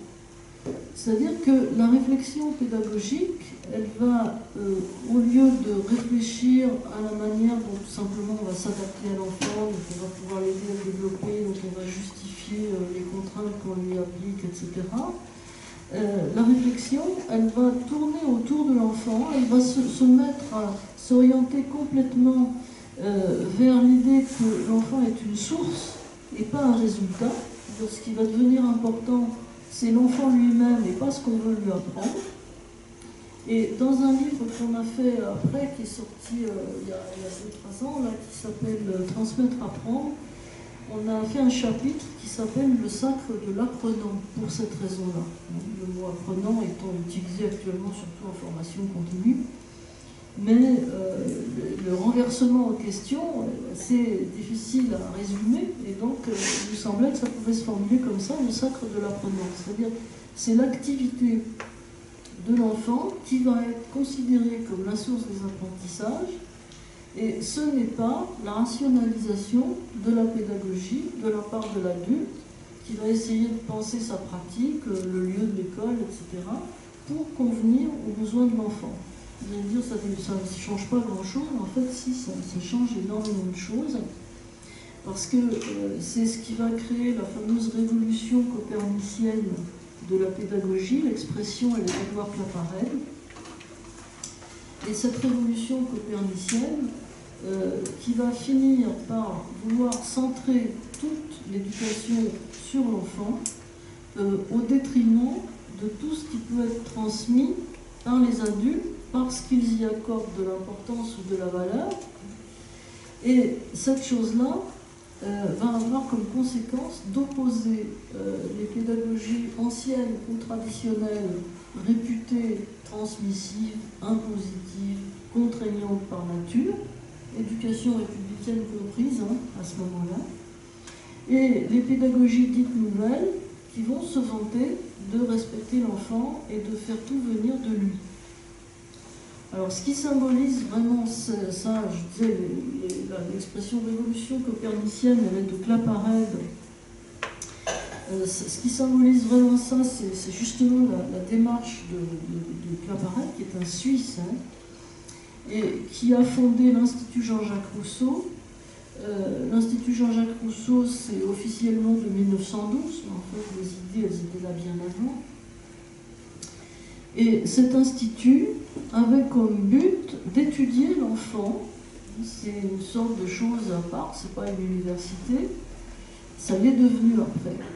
Et le but, c'est d'étudier l'enfant de telle sorte que des savants, des psychologues de l'enfant puissent avoir très près d'eux, à demeure, on a envie de dire, à disposition des classes, avec des enseignants formés pour faire remonter leurs observations. Et ce lieu étant également un lieu de formation des enseignants, avec des étudiants qui venaient passer un diplôme de l'Institut Jean-Jacques Rousseau pour s'initier à cette nouvelle façon de voir. Alors chez Claparède, c'est très net, il faut observer les jeux, les paroles, il faut observer les comportements des enfants, et en fonction de leurs intérêts, c'est dit comme ça, en fonction de leurs intérêts qui manifestent et donc il faut être là pour les observer, pour les déceler, on essaye de penser des actions pédagogiques. Mais jamais dans le sens inverse, on ne va pas faire un programme scolaire par exemple. Alors ça marche surtout pour les petits, parce qu'après, comme on sait, quand ils grandissent, et là, Claparède a trouvé la solution, qui est la même que celle de Piron, sauf que c'est avant, c'est les aptitudes. À force de les observer, on va voir quelles sont leurs aptitudes naturelles, et en fonction de leurs aptitudes, ensuite on va les classer, les élèves, et puis on va leur enseigner ce qu'ils aiment bien, ce pourquoi ils sont bons, ce pourquoi ils manifestent de l'intérêt, et ça va permettre de bien fournir la société en travailleurs adaptés. Alors, c'est une vision qu'on a considérée comme un renversement.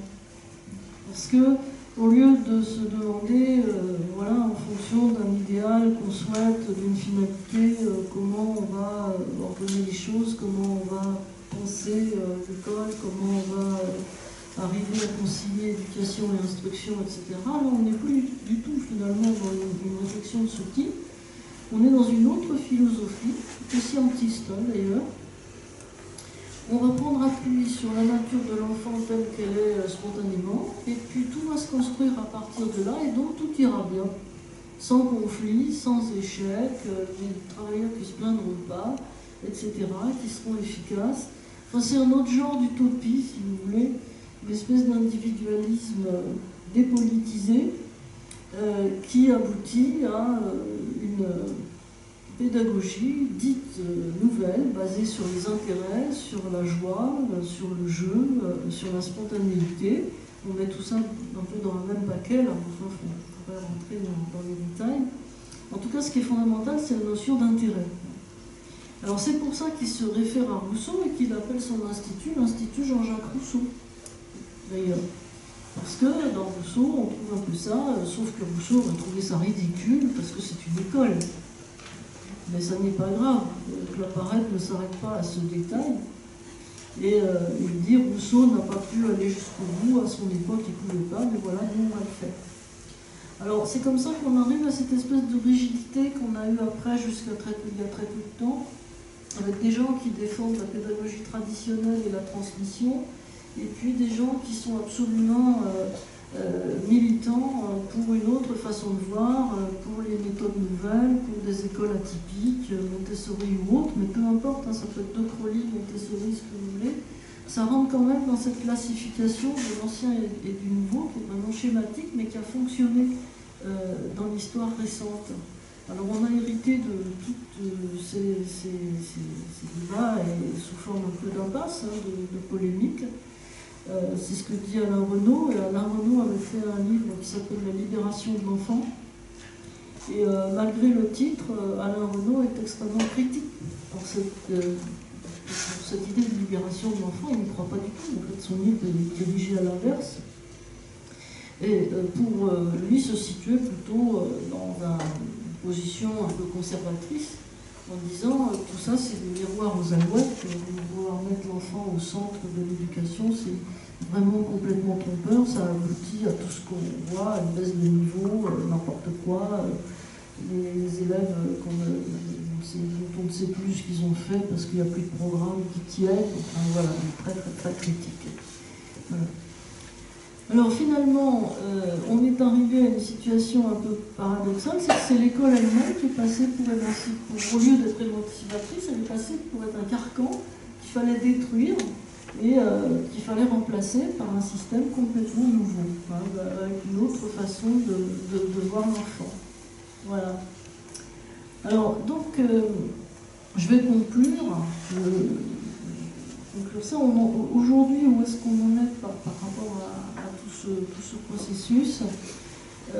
Je crois qu'on est en train de sortir de cette problématique. C'est pas un choix, je crois qu'on n'en est pas sorti vraiment par le haut, parce que ça ne veut pas dire que les discussions auxquelles ça a donné lieu ont été conclues d'une manière très claire, hein. Mais c'est plutôt par usure hein, qu'on en sort. Et avec peut-être une nouvelle version de la même chose. Sauf que ça s'étend aux adultes. C'est-à-dire qu'aujourd'hui, c'est pas tellement l'enfant qui est censé se développer, avoir une activité qui va révéler ses intérêts dans le cadre d'une pédagogie non directive qui va respecter son rythme, etc., etc. En fait, c'est l'adulte, c'est tout le monde. C'est non seulement les enfants, si j'ose dire, mais également les adultes. La notion d'éducation tout au long de la vie, aujourd'hui, repose sur l'idée que tout un chacun doit faire absolument ce qu'il veut, selon son développement, selon ses aptitudes, selon ses besoins, au moment où il éprouve un besoin de formation. Et cette notion suppose aussi qu'il faut toujours être prêt à rentrer dans cette démarche. Alors, la différence avec l'éducation populaire, c'est que l'éducation populaire est libérale. justement au sens de buisson. Il y a une gratuité, même si par ailleurs elle peut être utile aussi, mais elle n'est pas pensée uniquement comme formation professionnelle. Tandis que l'éducation tout au long de la vie, si. C'est vraiment quelque chose qui est pensé de la même manière que ce que disait l'appareil, dans une visée d'adaptation des individus au monde économique tel qu'il est, et pas le contraire. Donc c'est une extension peut-être de l'idée à laquelle on a assisté, une espèce de bulle qui se serait gonflée jusqu'à englober finalement l'éducation tout au long de la vie. Mais avec un prix à payer, c'est ce que disent des gens, par exemple, comme Christophe Dejour, hein, qui travaille sur la souffrance professionnelle. Avec un prix à payer, c'est que la responsabilité de soi-même, c'est quand même entièrement lourd. C'est quelque chose d'absolument... S'il arrive quelque chose de fâcheux, bah, comme ça c'est simple, ça ne peut être que la faute de la personne qui s'est mal éloignée.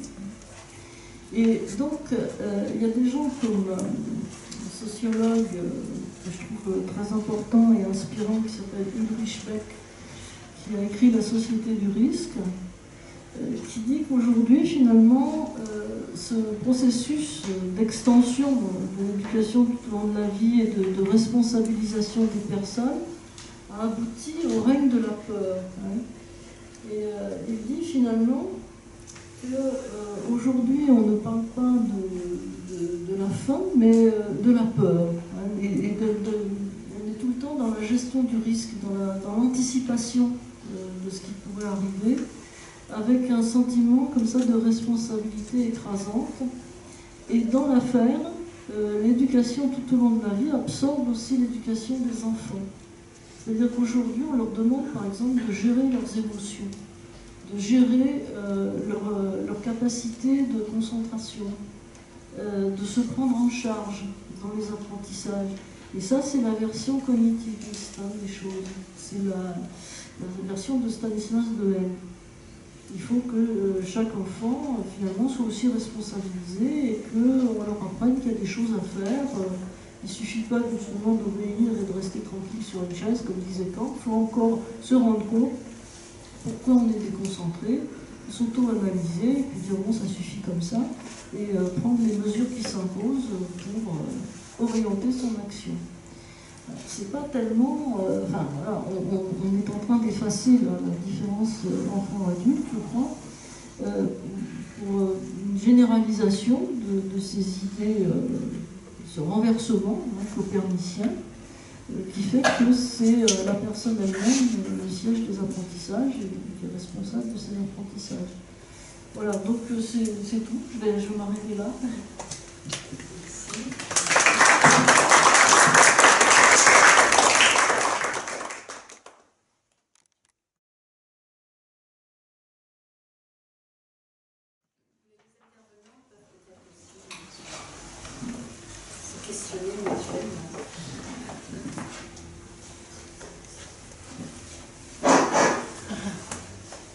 Je vous laisse pour pouvoir répondre.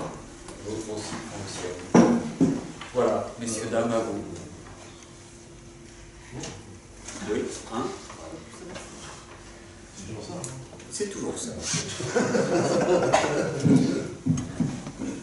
Soyez concis. Je joue le maître d'école. C'est difficile, je suis prof d'histoire. Oui, alors moi je ne sais pas si on peut philosopher par contre, il faut la Révolution française après coup. Je pense que la Révolution elle n'a pas été du tout prévue. Ça s'est passé un peu comme ça, tout simplement. C'est des événements qui se sont enchaînés les uns par rapport aux autres, et qui ont fait que la Révolution française, enfin la Révolution en France, a été très radicale et très violente. Contrairement à l'Angleterre, ça s'est passé, il y a eu un compromis en Angleterre entre la noblesse et la bourgeoisie. En France, non, la noblesse a voulu tenir à tout prix la monarchie absolue, et donc voilà, ça a radicalisé cette révolution. En plus, en France, il y a eu l'intervention très rapide pour rappeler les sans-culottes, hein, enfin, une partie du peuple, les sans-culottes, qui voulaient le partage. Pas simplement la fin de la féodalité, qui voulaient le partage des terres, le partage peut-être des fortunes.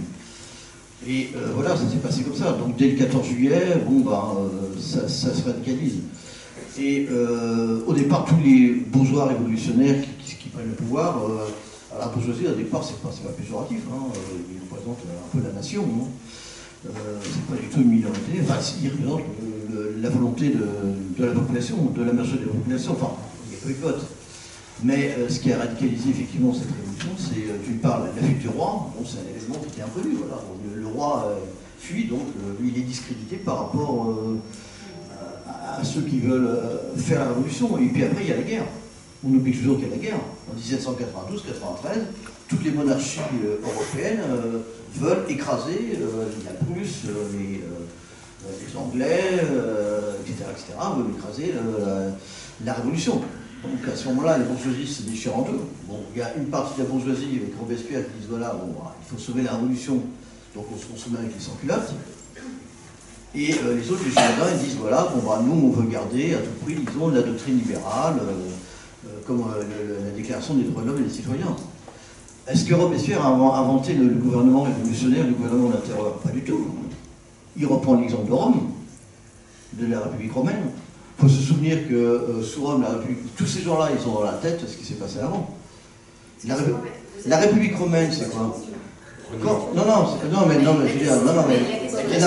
République romaine, d'accord, mais la République romaine, non mais d'accord, mais il faut le dire aussi, parce qu'on oublie tout ça. La République romaine, c'est quand Rome, sous l'Antiquité, disons, est en danger, il y a un gouvernement, le Sénat se réunit, ils élisent quoi? Un dictateur. Un dictateur pour un an, pour 6 mois, qui est contrôlé par le Sénat. En France, c'est la même chose.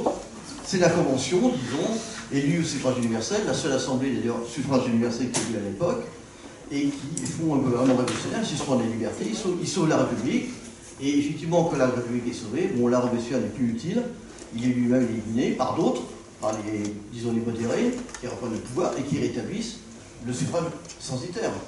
Mais est-ce que c'était prévu tout ça? D'un point de vue philosophique, pas du tout. C'est des événements, voilà. Et puis après, il y a quoi? La guerre continue. La guerre continue, qu'est-ce qui se passe? Qui c'est qui prend le pouvoir? C'est Napoléon. C'est le militaire, exactement comme l'empereur à Rome. Il y a des guerres permanentes, c'est l'empereur qui prend le pouvoir. Et le meilleur général de l'époque prend le pouvoir. C'est Napoléon qui instaure une espèce de régime autoritaire, etc. Mais le régime, c'est toujours le régime de la déclaration des droits de l'homme et du citoyen, de la souveraineté populaire. Il garde ça, y compris Napoléon. Donc je ne sais pas si on peut philosopher, enfin c'est la question, voilà, sur la révolution après coup. On peut le faire maintenant, se dire, mais c'était totalement imprévu. Personne n'a prévoyé. Maintenant, en ce qui concerne l'école, je sais pas. Voilà. Non, mais moi aussi, je suis un peu un mélange de. Je vais arrêter là parce que je sais pas. Merci, ça n'est même pas moi qui ai dû vous interrompre. Non, mais Avez-vous quelque chose à dire? Mais vous avez un micro, hein, vous allez pouvoir répondre. Philosopher sur la révolution, c'est ce que tout le monde fait depuis la révolution. Hein. Donc dire qu'on ne peut pas le faire, c'est un peu paradoxal, parce que tout le monde l'a fait. Et au premier rang, on était Barnave, qui est un révolutionnaire, hein, qui est quelqu'un c'est lui qui raccompagne le roi depuis Varennes jusqu'à Paris. Et avant d'être exécuté, parce qu'il essaie de sauver la monarchie jusqu'au bout, il entretient une correspondance secrète avec la reine, etc. Et avant de mourir, il est incarcéré pendant près d'1 an. Il écrit un manuscrit qu'on a publié, que Jean Jaurès en fait a publié dans l'histoire socialiste de la Révolution française et qu'on a republié récemment, il y a 25 ans. Mais il explique que, contrairement à ce que vous dites, la Révolution, certes, c'est un enchaînement d'événements que personne n'avait prévu, c'est ce que j'ai dit. Hein. Mais sauf que la logique des événements, elle n'a rien de hasardeux. C'est-à-dire que quand vous dites, ah bah le roi il est parti, donc il se trouve qu'il est parti, mais il est parti. Non mais vous ne laissez pas il est parti précisément parce que la noblesse était arrivée à ce point où les privilèges étaient devenus insupportables à tout le monde, où l'absolutisme était devenu insupportable à tout le monde, et notamment à la bourgeoisie qui s'était développée tout au long du XVIIIe siècle, et où on était à une situation de blocage, où le roi ne pouvait que, chercher par tous les moyens à écraser cette révolution. Donc il n'y a pas de hasard Et interpréter la révolution, c'est philosopher sur la révolution. Il n'y a pas de différence. Des interprétations politiques. C'est des interprétations philosophiques, excusez-moi. Est-ce qu'on peut essayer, monsieur, de ne pas établir un dialogue voilà. Voilà, bon, je vais laisser la parole à ma collègue. Oui, c'était juste pour vous demander si vous étiez d'accord avec ce que je vais dire ensemble, Madame Rosa, puisque moi j'aime bien l'histoire des idées. Parce que justement, ça permet de sortir de ce genre de problème, c'est-à-dire comment interpréter l'histoire, c'est une chose extrêmement difficile, de toute façon, voilà. L'histoire des idées, c'est en somme sortir des textes ou des éléments de réflexion de leur contexte, ce qui est effectivement risqué, mais dans un premier temps, on les en sort pour pouvoir les juger en tant que tels. Et là, il me semble qu'il y a un matériau qui est vraiment très important sur le plan philosophique, c'est les plans révolutionnaires. Qui ont été réédités en partie par Bronislaw Bajzuk. Les plans d'éducation. Les plans d'éducation. Oui, les plans d'éducation, excusez-moi. Je trouvais que c'était allant de soi, mais non en fait. Donc ils ont fait plein de plans d'éducation qui remuent notamment les problèmes avec lesquels on se bat tout le temps, et par rapport à quoi Kant justement est intéressant parce qu'il fait une avancée. C'est-à-dire, est-ce que l'instruction, par exemple, telle que l'explique Condorcet, est-ce que l'instruction, ça suffit à former une personne? Voilà, ça c'est une vraie question. Et aujourd'hui, il y a des gens qui pensent que oui. Les mouvements trotskistes, normalement, ils pensent ça. Et il y a des gens qui pensent que non. Et alors, si ça ne suffit pas, qu'est-ce qu'on fait? Qu'est-ce qu'on met à la place? Est-ce qu'on veut faire ce que disaient certains projets révolutionnaires, c'est-à-dire créer un nouvel enthousiasme religieux autour des fêtes, par exemple, autour de l'exaltation du sentiment patriotique? Bon, voilà, ça c'est des vrais problèmes philosophiques. Il y a une question ici. Pour illustrer une idée révolutionnaire, vous savez que la noblesse et le clergé ne payaient pas d'impôts. Et alors ça a été un motif, il faut que tout le monde contribue selon ses moyens. Bon, et aujourd'hui, on parle d'évasion fiscale, c'est-à-dire qu'il y a des personnes qui pourraient payer plus d'impôts. Bon, et alors, il y a des personnes qui disent que la révolution reste à faire. C'est tout à fait d'actualité.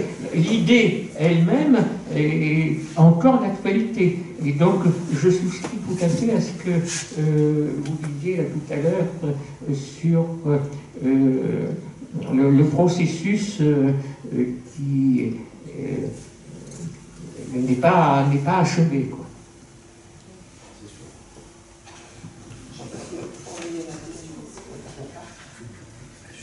Si. Moi, j'étais très intéressée par votre approche au niveau de l'éducation, émancipation pour j'ai envie de dire, les enfants, entre autres. Et vous dites aujourd'hui, on sort de la problématique vers le haut. Et j'aimerais bien que vous le développiez un peu, comme vous avez dit, hein, et surtout par l'usure, on va dire. Et c'est vrai que toute cette pédagogie où on met l'enfant au centre, où je pense que d'ailleurs, enfin moi je suis de celle qui pense qu'aujourd'hui l'enfant, on ne le respecte pas. Enfin bon, voilà, que l'enfant, il est un objet de réalisation de tout le monde, mais il n'est absolument pas, enfin je trouve qu'on n'a jamais autant, entre guillemets, maltraité l'enfant. Donc voilà, je voulais un peu revenir à ma question, comment la formuler, c'est-à-dire comment aujourd'hui l'enfant un peu s'y retrouve dans toutes ces dimensions. Moi j'ai regardé, enfin l'autre jour, j'ai pas vu tout à fait le début, mais les petits philosophes qui étaient dans l'émission de Infrarouge du mardi soir, c'est Frédéric Lenoir hein, qui fait des ateliers de philosophie, entre autres à Pantin, dans une école de Pantin. Et j'ai pas entendu complètement les petits de la maternelle, mais j'ai été moi personnellement extrêmement frappée de voir que des enfants qui étaient en CE2, donc ils ont 8 ans, les enfants qui s'exprimaient, sont complètement désespérés. C'est-à-dire ce sont des enfants qui ont un regard sur le monde complètement hyper réaliste, qui ont peur. Vous dites que c'est... Mais ils ont peur, ils disent on ne veut plus grandir. Ils n'ont qu'un truc à la bouche, c'est mais on ne veut pas grandir. D'abord, le monde c'est que de la pollution, le monde c'est ceci. Et je me dis, mais enfin, Et le devoir de protection des enfants, il est où là? On a des enfants désespérés. Moi, franchement, cette émission, elle m'a beaucoup. Je vais la regarder à nouveau. Je me suis dit, mais qu'est-ce que c'est qu'une société qui génère des enfants autant désespérés à 8 ans? Et je suis de la santé, et je peux vous dire qu'aujourd'hui, je suis des étudiants, il y en a une, elle est dans un hôpital. Les enfants, il y a un petit garçon, il arrive pour la 2e tentative de suicide à 10 ans. Hein, il a des points de suture au poignet tellement il a véritablement fait une tentative de suicide. Je me dis, mais moi je veux bien qu'on parraine tous les principes. L'enfant il est au centre de rien du tout. L'enfant c'est l'objet de la parentalité. Tout le monde est en train de se poser la question, comment je me fais père, comment je me fais mère, mais le gosse là-dedans, tout le monde se contrefout de ses besoins. L'enfant est devenu l'objet de tas de choses, mais surtout pas, enfin moi je trouve qu'on n'a jamais autant maltraité l'enfant dans notre société. Je ne sais pas ce que vous en pensez, mais... Brièvement, moi je suis tout à fait d'accord avec ça. On ne sait pas comment prendre le problème. La première question étant comment on a pu faire un monde où on assiste avec un sentiment d'impuissance à la disparition des espèces vivantes les unes après les autres. Le problème il commence là quand même. Et après, ils le sauront. Même si on ne leur dit pas, si on ne leur explique pas à l'école, pas forcément une bonne idée, je reconnais, mais de toute façon, ils l'apprennent, hein, à la télé, n'importe où. Pas que c'est l'école qui le leur dit. Je dis que dès l'instant, de toute façon, ils ont accès à tous les modes d'information. Oui, ils sont comme nous tous les matins. Moi, dès que je prends mon déjeuner, j'ai 50 morts dans mon bol de café, parce qu'on me donne tous les morts possibles. Un incendie à Houston, c'est 8 morts et c'est dramatique. Enfin, j'ai envie de dire, on est dans un monde où l'enfant, où qu'il soit, il est bombardé d'informations négatives. La pollution, ils sont tétanisés, ils respirent, c'est terrible, il y a de la pollution, ils mangent du mercure, ceci, cela. J'ai envie de dire, oui d'accord, l'enfant n'a jamais vécu aussi longtemps, tout en respirant un monde extrêmement pollué. Donc il y a un moment, j'ai envie de dire, faut passer vers un regard, essayer d'avoir... Voilà. Oui, c'est ça. Alors si ça vous intéresse, il y a un sociologue américain qui a travaillé là-dessus, c'est George Gerbner, G-E-R-B-N-E-R. Il faut aller voir ce qu'il a fait sur le côté démoralisant des médias, enfants ou pas enfants, hein, d'ailleurs. Le problème se complique du fait qu'ils ont accès à tout. Alors bon, déjà, l'idée de mettre l'enfant au centre de tout, la révolution copernicienne, moi j'ai une lecture critique de cette évolution-là, hein, de toute manière. Ça a toujours été une idée compliquée, et là j'ai cité que l'appareil de l'enfant, on pourrait développer avec d'autres.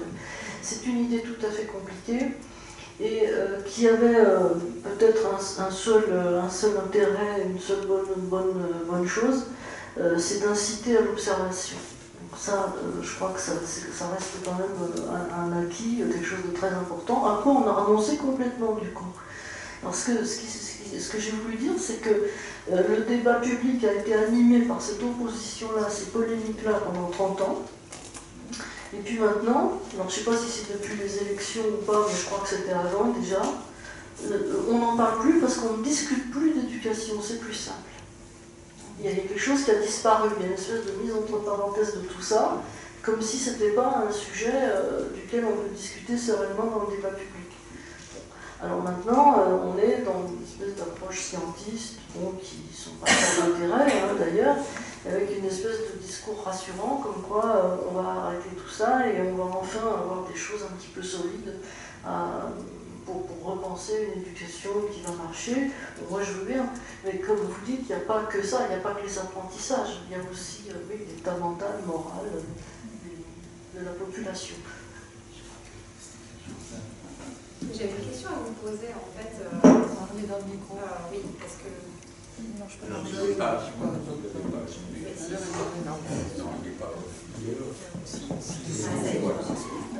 Voilà. Oui, j'avais une question à vous poser parce que en vous écoutant vous rappeler les plans d'éducation révolutionnaire, j'ai pensé à une chose, c'est que moi j'ai parlé de l'idée d'élargissement du droit à l'éducation en quelque sorte, mais le clivage dont vous parlez entre une éducation, disons kantienne ou post-kantienne, l'apprentissage de l'autonomie et l'éducation qui est en tout cas qui est censée mettre l'enfant au centre, cette grande distinction, et je suis d'accord avec son existence, mais elle transcende, j'ai envie de dire, le clivage droite-gauche. Pour le coup, ça fait plutôt un truc transversal. On a l'impression que les gens de gauche sont plus souvent du côté de la deuxième sorte de pédagogie, mais aujourd'hui les choses sont plus brouillées que ça, et il y a des gens qui, tout en étant dans une perspective d'émancipation sociale ou autre, considèrent les réformes éducatives, disons pédagogistes, d'un très mauvais œil. Et je voulais savoir ce que vous pensez, justement, parce que vous dites le débat sur l'éducation aujourd'hui, enfin, on n'y en a plus, quoi. Mais il y a quand même un certain nombre de mesures du gouvernement, qui veut réformer. Enfin, on a l'impression, mais justement, j'aimerais bien avoir votre regard là-dessus, d'un retour à une pédagogie un peu plus traditionnelle, autour notamment de l'apprentissage des fondamentaux, de la lecture, etc. Enfin voilà. Et je voulais savoir si, alors c'est un peu surprenant, on ne les attendait pas là-dessus. Je voulais savoir comment vous interprétez ces différentes. Alors c'est peut-être des effets d'annonce, moi je ne sais pas. Hein. Mais voilà, comment vous l'interprétez, comment vous l'inscrivez plus largement dans une philosophie d'éducation ou pas d'ailleurs. Oui, alors ça c'est une question à chaud, c'est pas commode, hein. Ouais, à chaud comme ça on risque de dire des bêtises, hein, toujours. Surtout que je suis pas dans les petits papiers du ministère, je sais pas exactement. Mais oui, effectivement, il y a un retour à des choses assez simples, comme par exemple la dictée.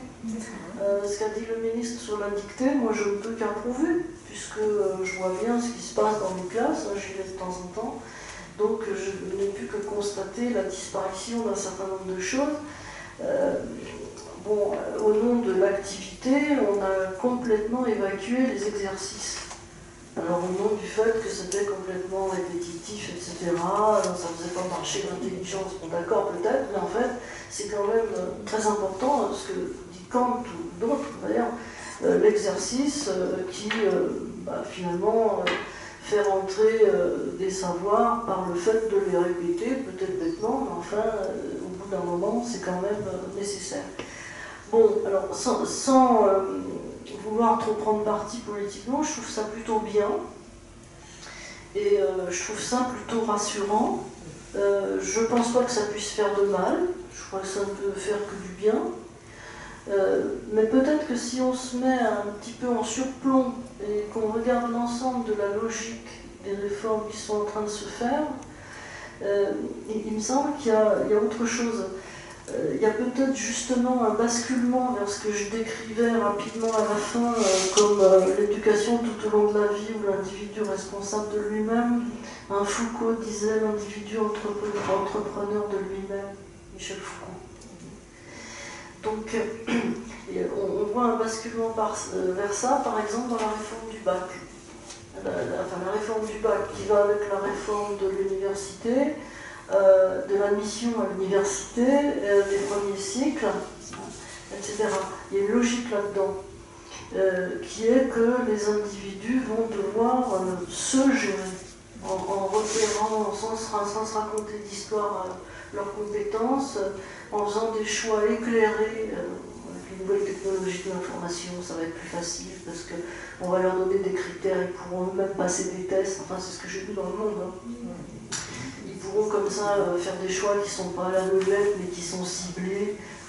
Voilà. Alors, c'est bien sur le papier, je ne dis pas que ça peut. Je ne sais pas, on va voir. Enfin, je ne peux pas du tout anticiper sur les problèmes. Je ne sais pas, mais voilà, on est dans cette logique-là. Voilà. On est tout à fait dans une logique. Certains appellent ça néolibéral, moi j'aime pas trop ça, je trouve que ça ne veut rien dire. Mais c'est plutôt un individualisme complet qui va dans... Ubérisation. Oui, c'est ça. Oui, un peu, si on peut dire ça. Oui.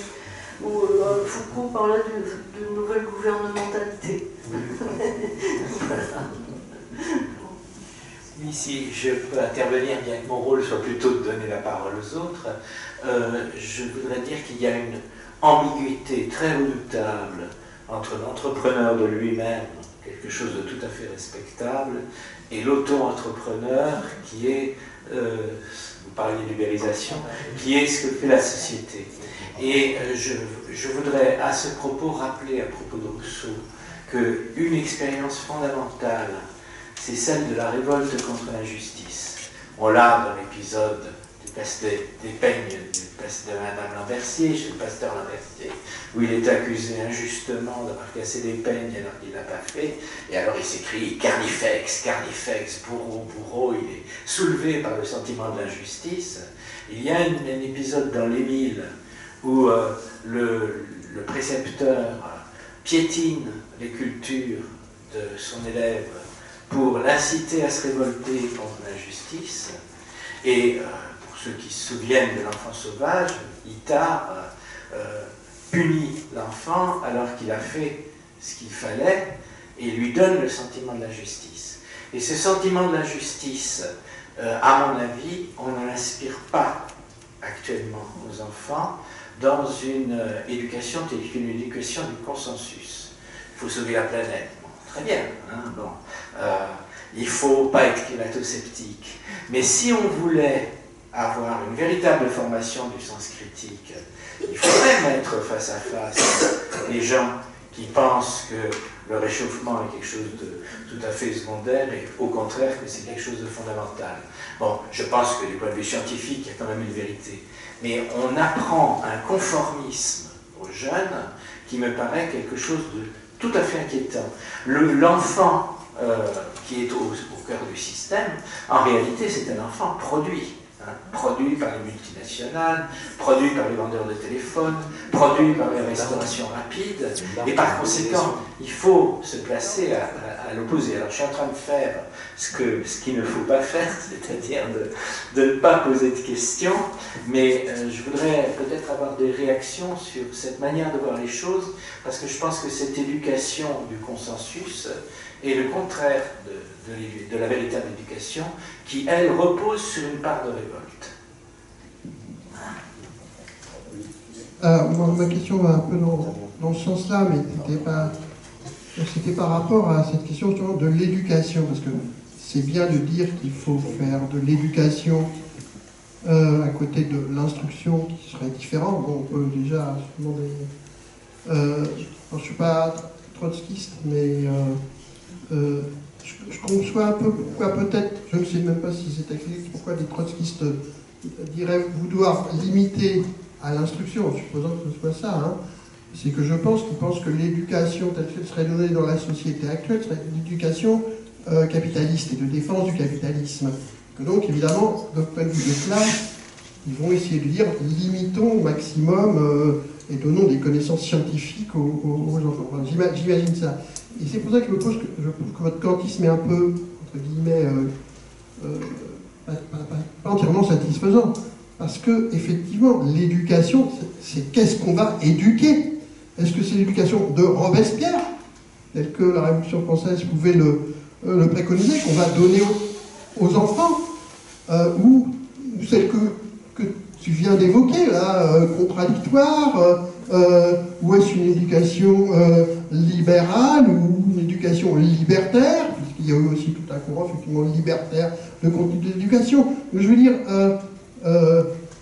il me semble que, alors bien sûr l'éducation à l'autonomie, d'accord, mais c'est pas que ça, je veux dire, donc il y a tout un débat effectivement sur quel contenu politique et social de l'éducation, et c'est peut-être ça l'enjeu de la conquête de la liberté.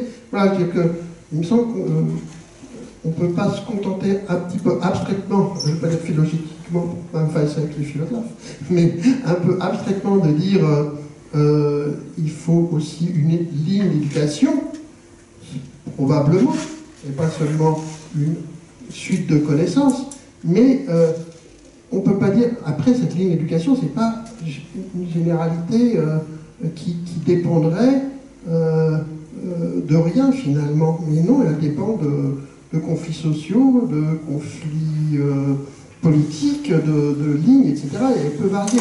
Voilà, donc moi j'ai du mal à complètement absorber cette idée. Voilà, et il me semble que l'éducation à la démocratie ou à la liberté, elle peut être conçue effectivement pas seulement par de l'instruction, mais par ce débat sur l'éducation, sur son contenu, pas seulement sur la méthode pédagogique, mais sur son objectif, qui est jamais neutre. Oui, je voudrais, pour répondre en 2 points très brièvement. Tout d'abord, l'idée de Condorcet, selon laquelle l'instruction suffit. Je trouve qu'elle est complètement cohérente et respectable. J'ai d'ailleurs fait des remarques là, pour le coup, dans un sens critique. Je trouve qu'il y a une logique là-dedans, parce que l'éducation, c'est toujours hyper dangereux. Dès qu'on met les pieds dans l'éducation, on frôle la manipulation, une orientation qui n'a rien à voir avec le développement des individus, mais avec la conformation à des besoins ou à un ordre social tel ou tel. Bon. Et donc l'éducation, c'est triste à dire, mais ça va aussi être illustré par les régimes totalitaires, qui savent bien faire ça. Orienter les comportements, les laisser tomber aux besoins d'instruction, parce que ça c'est dangereux. Donc l'idée de Condorcet, elle se défend, elle tient. Il y a quelquefois besoin d'y revenir pour justement contester l'éducation quand elle est mal orientée. Alors après, bon, je ne vois pas que par Kant, mais je crois qu'il y a l'idée derrière les droits de l'homme, à condition de ne pas l'interpréter n'importe comment, et de finir dans le consensus, comme vous disiez, je suis complètement d'accord avec ça. Le droit de l'homisme un peu, mais l'idée de droit de l'homme, ça implique par exemple que quand on éduque, on prend le risque d'éduquer, on travaille une idée, alors comment, ça relève de la pédagogie, mais on travaille une idée, c'est qu'autrui est un autre moi-même, ça ne va pas de soi, ça s'apprend ça. Puisque dans la plus grande partie de l'histoire humaine est dominée par le contraire, on ne voit pas dans autrui un autre soi-même. Donc c'est une fabrication, c'est ce que disait Buisson, c'est une fabrication de l'histoire. La doctrine solidariste, elle reposait là-dessus. On a hérité d'idées qui sont faites et qui ne sont pas naturelles, elles sont fabriquées, et on décide qu'on leur accorde un prix. Donc celle-là, elle en fait partie, par exemple. Et c'est d'actualité, puisqu'il y a dans le dernier numéro du débat une enquête sociologique absolument effrayante qui a été faite dans les lycées et qui démontre qu'aujourd'hui, pour beaucoup de jeunes, surtout des garçons, mais pas seulement, la violence n'est pas du tout quelque chose d'anormal, c'est la voie normale plutôt de résolution des conflits. Voilà. Donc voilà, c'est dans le dernier numéro du débat. Donc là il y a un échec quand même, il y a quelque chose qui interpelle au niveau de l'éducation et pas de l'instruction. Ceux-là, on n'a pas tellement envie qu'ils aient plus d'instruction, en fait, pour qu'ils aient plus de pouvoir, pour mettre en œuvre leur conception de la vie. Donc, voilà. Peut-être qu'ils n'ont pas d'instruction. Ils conduisent à ça.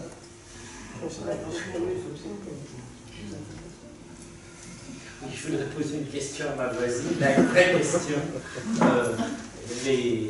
La question de la lutte contre les inégalités est au cœur de la réflexion de Babeuf, évidemment, et j'aimerais que vous donniez des précisions à ce sujet-là et que vous expliquiez en quoi Morelli, Babeuf peuvent nous apprendre quelque chose aujourd'hui, à une époque où on le sait bien, la société devient de plus en plus inégalitaire.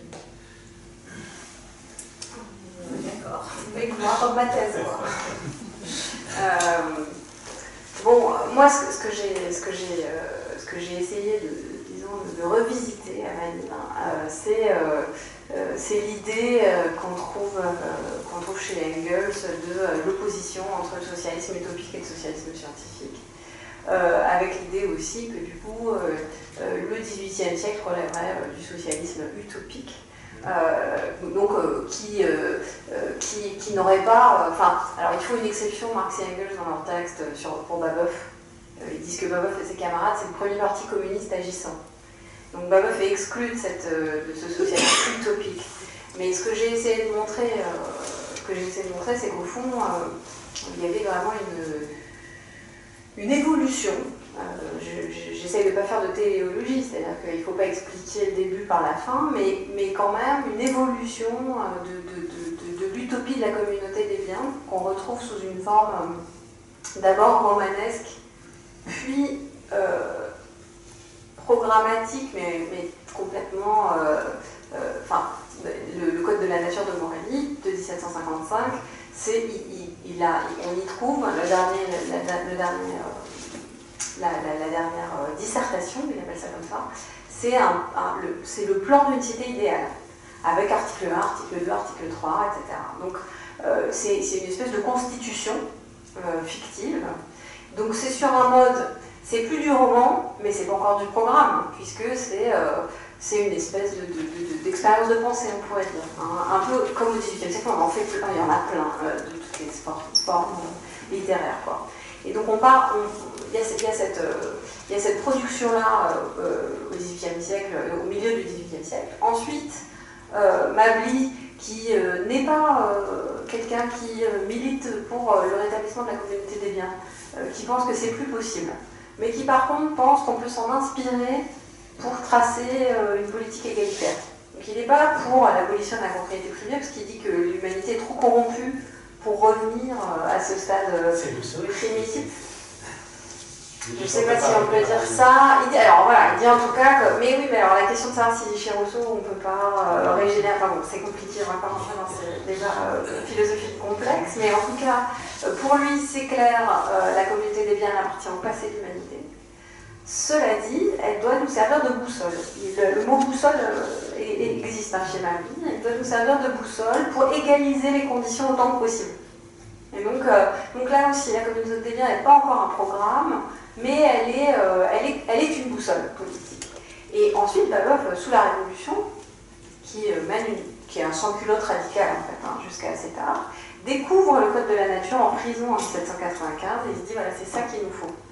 Et ce qui est intéressant, c'est qu'il fait une espèce de synthèse, de juxtaposition, parce que synthèse, ça, c'est justement, il juxtapose plus qu'il ne synthétise les éléments qu'il trouve dans le code de la nature et son expérience révolutionnaire, et notamment l'expérience de la terreur, parce que Pavlov, pendant la terreur, a été un administrateur dans l'administration municipale parisienne, et donc il a organisé avec les moyens publics la répartition des grains, etc. Donc il a acquis une expérience, en quelque sorte, c'était l'utopie en acte, puisqu'il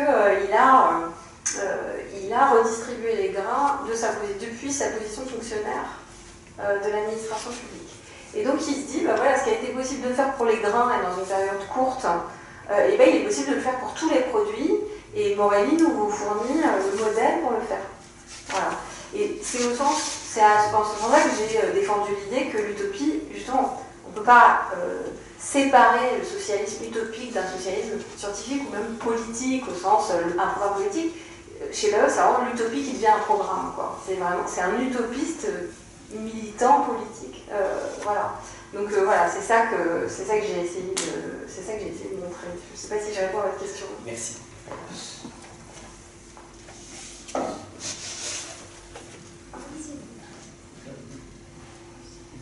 Je voulais juste ajouter à propos d'éducation qu'aujourd'hui on a intégré, je pense, un élément plutôt spinoziste, la force de la joie. C'est-à-dire qu'on éduque avec le jeu. Et moi j'ai vécu ça de très près et j'ai trouvé que ça marche très très bien par le jeu, parce que le jeu lui-même apporte effectivement cette joie à tous les enfants et il respecte les règles sans s'en rendre compte. Il respecte les autres. Et je voulais dire aussi que l'autre, c'est pas un autre moi. Quand c'est un enfant, il faut savoir que justement il a d'autres attentes et qu'il est dépendant lui-même d'une autre culture, d'une autre époque, d'autres copains, d'autres choses. Et donc je trouve que c'est le plus difficile à acquérir pour savoir le toucher et savoir lui donner tous ces éléments qui lui permettront d'affronter un avenir qui sera encore différent, encore nouveau. Et dans le jeu, il y a aussi l'imagination. Et donc, tous ces éléments-là lui permettront de s'en sortir et de progresser après par eux-mêmes, je pense.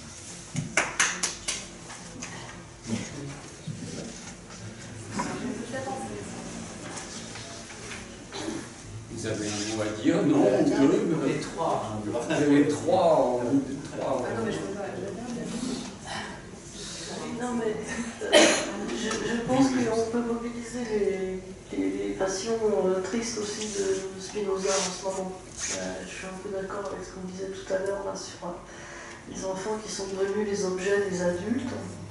Ils sont quand même aussi très instrumentalisés et pas pris en compte par eux-mêmes. Et le jeu, encore faut-il que ce soit une réalité. Enfin, je veux dire, on peut aussi estimer qu'il y a pas mal de duplicité dans le discours, au moins. On va avoir un peu de méfiance par rapport au discours.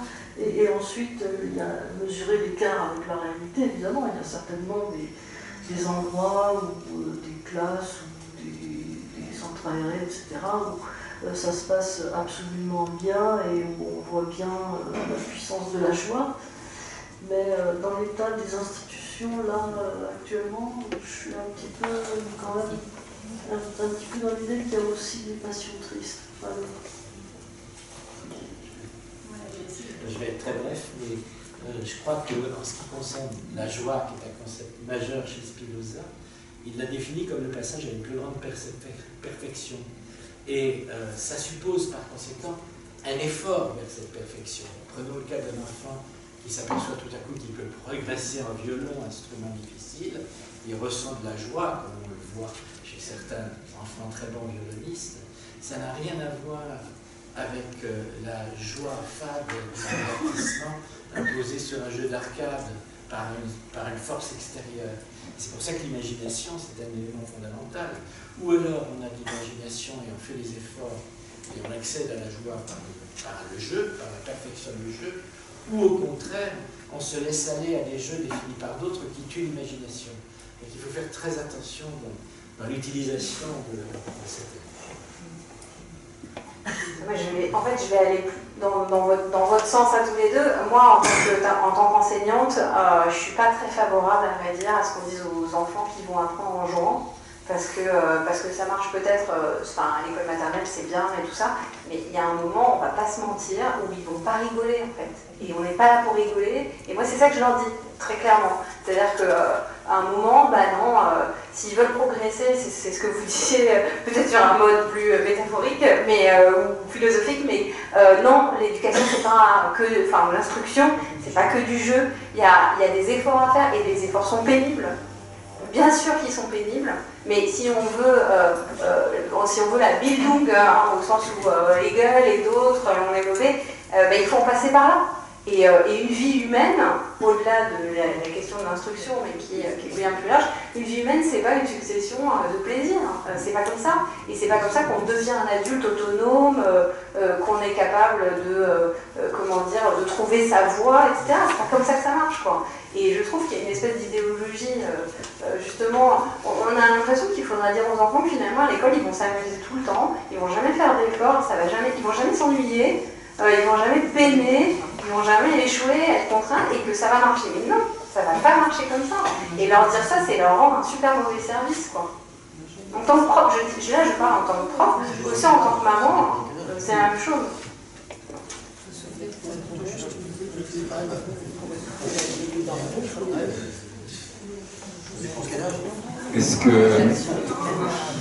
Est-ce qu'on considère qu'il faut s'arrêter? On se donne un peu de répit. Je vous précise que vous avez eu en principe une petite fiche qui vous demandait si vous aviez assisté à 1, 2, 3 ou 4 de ces séances et d'apporter voilà. Si vous pouvez le remplir le plus succinctement, il n'y a aucune obligation à remplir cette fiche. Je le précise tout